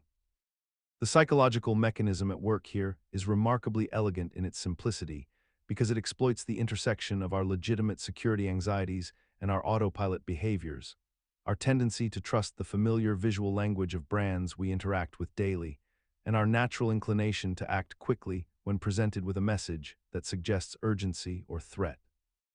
We've all been trained by years of actual security incidents and legitimate password reset requests to respond to these messages without excessive skepticism, and the attacker understands this perfectly, crafting messages that create just enough plausibility and emotional pressure to bypass our rational evaluation. What makes this tactic particularly persistent despite our collective awareness of its existence is that we must balance genuine security practices with the reality that legitimate password reset emails do exist and require immediate action. So we cannot simply ignore all such messages without compromising our actual account security, leaving us in a constant state of uncertainty where we must make rapid judgments about authenticity based on visual and contextual clues that attackers have become increasingly skilled at replicating. The most insidious aspect of this attack is that it trains us toward paralysis. We become hesitant to click links in legitimate security emails, yet we also fear ignoring a real breach notification, and attackers weaponize this cognitive bind by knowing that even a small percentage of confused recipients will surrender their credentials, making the attack statistically viable despite widespread awareness of the threat. Imagine receiving a phone call from someone claiming to represent your internet service provider, and they're calling to verify your account information because there's been a suspicious login attempt on your billing portal, a situation that feels urgent and legitimate on the surface. Yet the caller is actually a social engineer who who has manufactured this entire scenario from fabricated details gathered from public sources and social media profiles. This technique, known as pretexting as vendors, involves an attacker assuming the identity of a trusted service provider, utility company, financial institution, or technology support representative to manipulate a target into divulging sensitive information or granting access to restricted systems. And it succeeds with remarkable consistency because the attacker has done preliminary research to sound authentic, referencing real account numbers, partial addresses, or recent service outages in the target's area to establish credibility before making their actual request. The psychological mechanism that makes this tactic so devastatingly effective operates on multiple levels simultaneously. First, there is the authority bias that causes us to comply more readily with requests from perceived authority figures or representatives of established institutions. Second, there is the time pressure element, as these callers often create artificial urgency by suggesting that immediate action is required to prevent account suspension, fraud, or service interruption. Third, there is the legitimacy afforded by technical knowledge, as a well-prepared social engineer will use industry terminology, reference real policies, and demonstrate familiarity with the company's systems and procedures, all of which trigger our trust responses. What makes this particular manipulation technique so normalized in our modern society is that these types of calls and contacts have become genuinely common, and the boundary between legitimate vendor outreach and fraudulent pretexting has become impossibly blurred, leaving ordinary people unable to distinguish between authentic security notifications from their banks and carefully crafted imitations. Particularly when the attacker has invested time in gathering preliminary information that makes their story internally consistent and difficult to immediately verify. One of the most fundamental human instincts is the desire to be helpful, to assist others, and to be perceived as a cooperative and generous person within our social circles. And this natural inclination becomes a vulnerability when it is deliberately exploited by individuals or organizations seeking to extract compliance, information, or resources from otherwise cautious people. A social engineer will often approach their target with a seemingly innocent request for assistance, framing their need in such a way that appeals directly to the helper instinct, presenting themselves as someone in a genuine predicament who simply requires a bit of guidance or a small favor. And because most people take genuine pride in their ability to solve problems and support others, the request activates a psychological pathway that bypasses more critical evaluation. The mechanism operates on several interconnected levels. First, there is the genuine human satisfaction derived from being needed and from providing aid that makes a tangible difference in someone else's life. Second, there is the social cost of refusing assistance, as rejecting a plea for help can make us feel guilty, selfish, or unkind. And third, there is the phenomenon of consistency, where once we have agreed to help in some initial small way, we become more likely to continue helping as subsequent requests escalate in scope or nature. What makes this tactic particularly effective is that the target often cannot easily distinguish between a person who is genuinely in need and a person who is skillfully manufacturing that appearance. And by the time they realize they have been manipulated, they have already provided access credentials, sensitive information, or have already granted physical entry to restricted areas. We persist in responding to requests for help even when our rational mind might harbor doubts, partly because we have been culturally conditioned to value generosity and to give people the benefit of the doubt, and partly because the immediate emotional reward of being helpful creates a powerful incentive that overshadows the more abstract concern that we might be being deceived, a disconnect that remains remarkably consistent across different cultures and demographic groups. Guilt tripping represents one of the most pervasive yet subtle forms of emotional manipulation that occurs across nearly every relationship structure in modern society, operating through the deliberate cultivation of shame and obligation in another person's mind regarding their choices, behaviors, or perceived failures to meet unspoken expectations. When someone employs guilt-tripping tactics, they essentially create a psychological framework in which the target begins to feel personally responsible for the emotional state or satisfaction of the manipulator, regardless of whether that responsibility is logically justified or fairly distributed. Consider the parent who frequently reminds their adult child of all the sacrifices made during their upbringing, subtly implying that gratitude must be expressed through obedience or constant availability.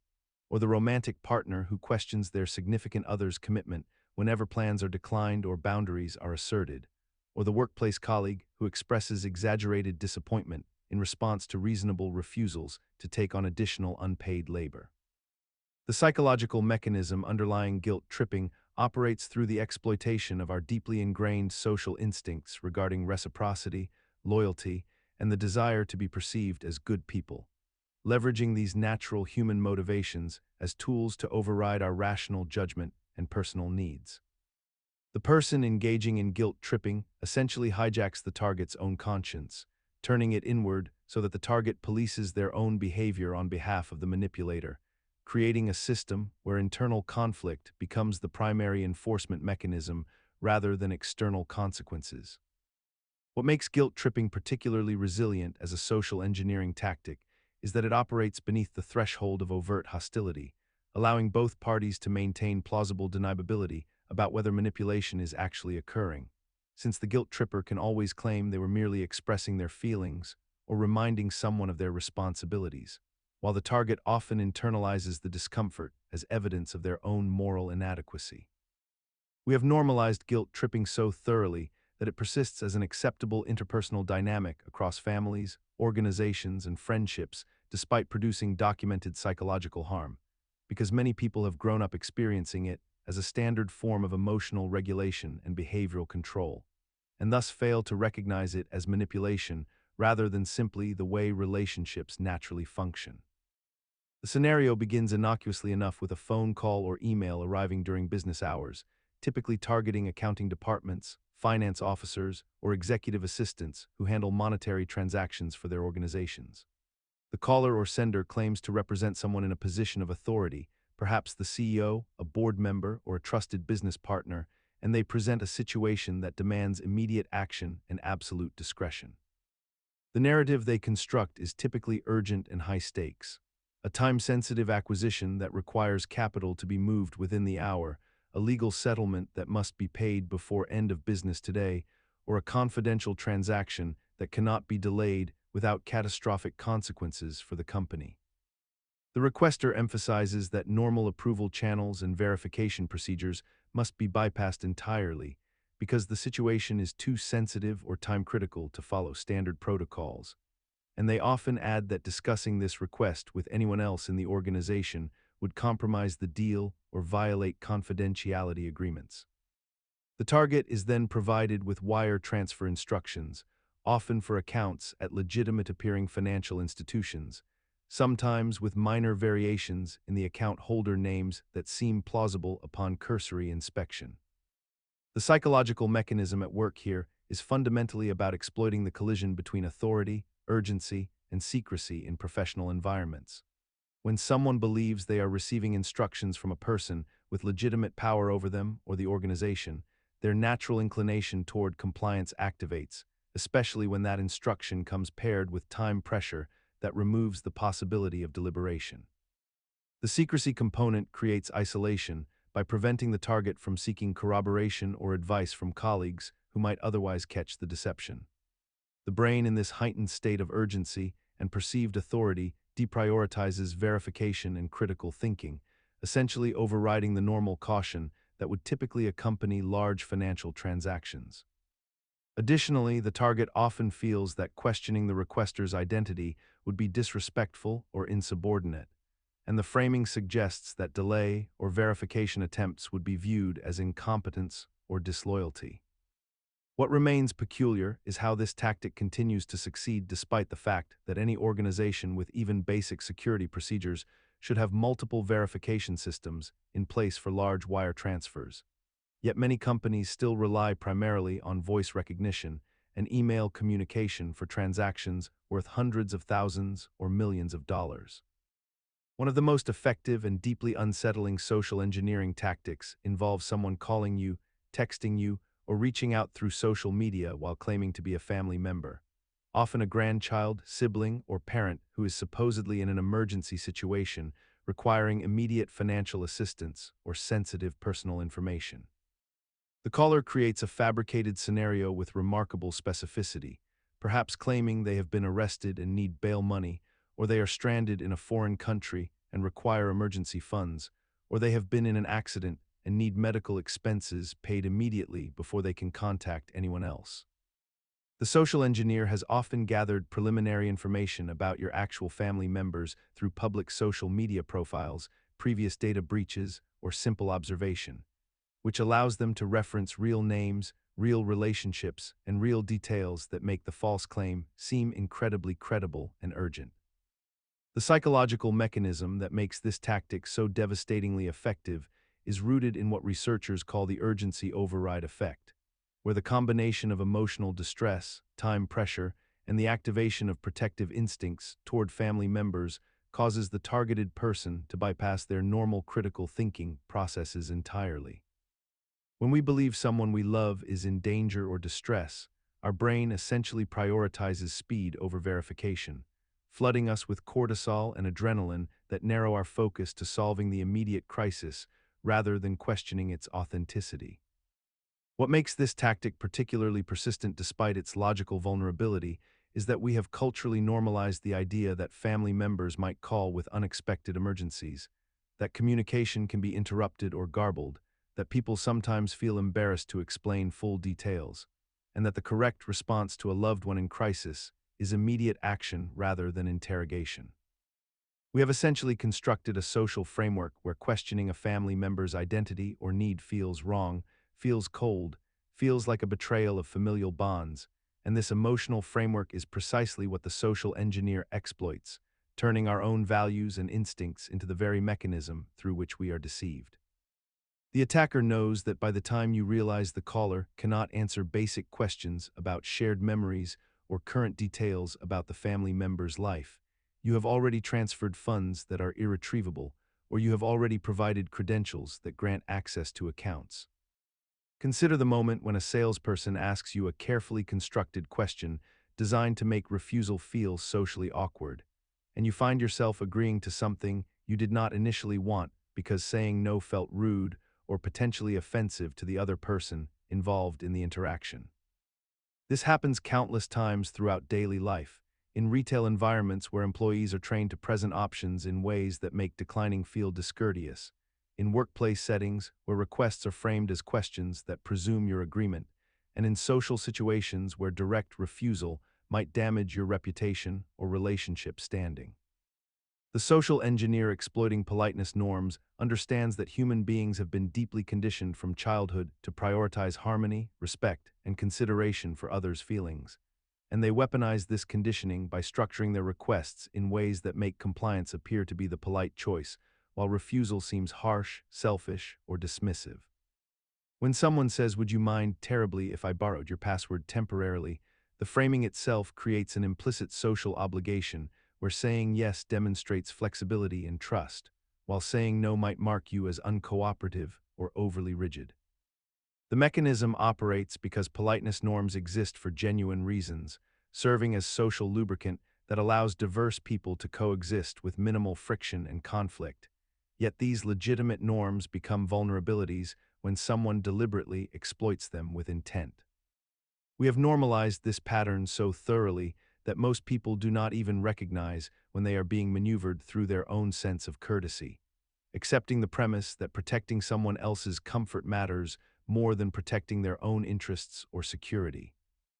The persistence of this tactic reveals something profound about how we value social cohesion over individual boundaries, and how the very traits we have been taught to admire as markers of good character become the precise mechanisms through which we can be persuaded to act against our own best judgment. This vulnerability becomes particularly acute in professional contexts where hierarchies amplify the cost of perceived rudeness, or in intimate relationships where the other person's approval carries genuine emotional weight, making it nearly impossible to distinguish between genuine consideration and calculated manipulation until the damage is already done.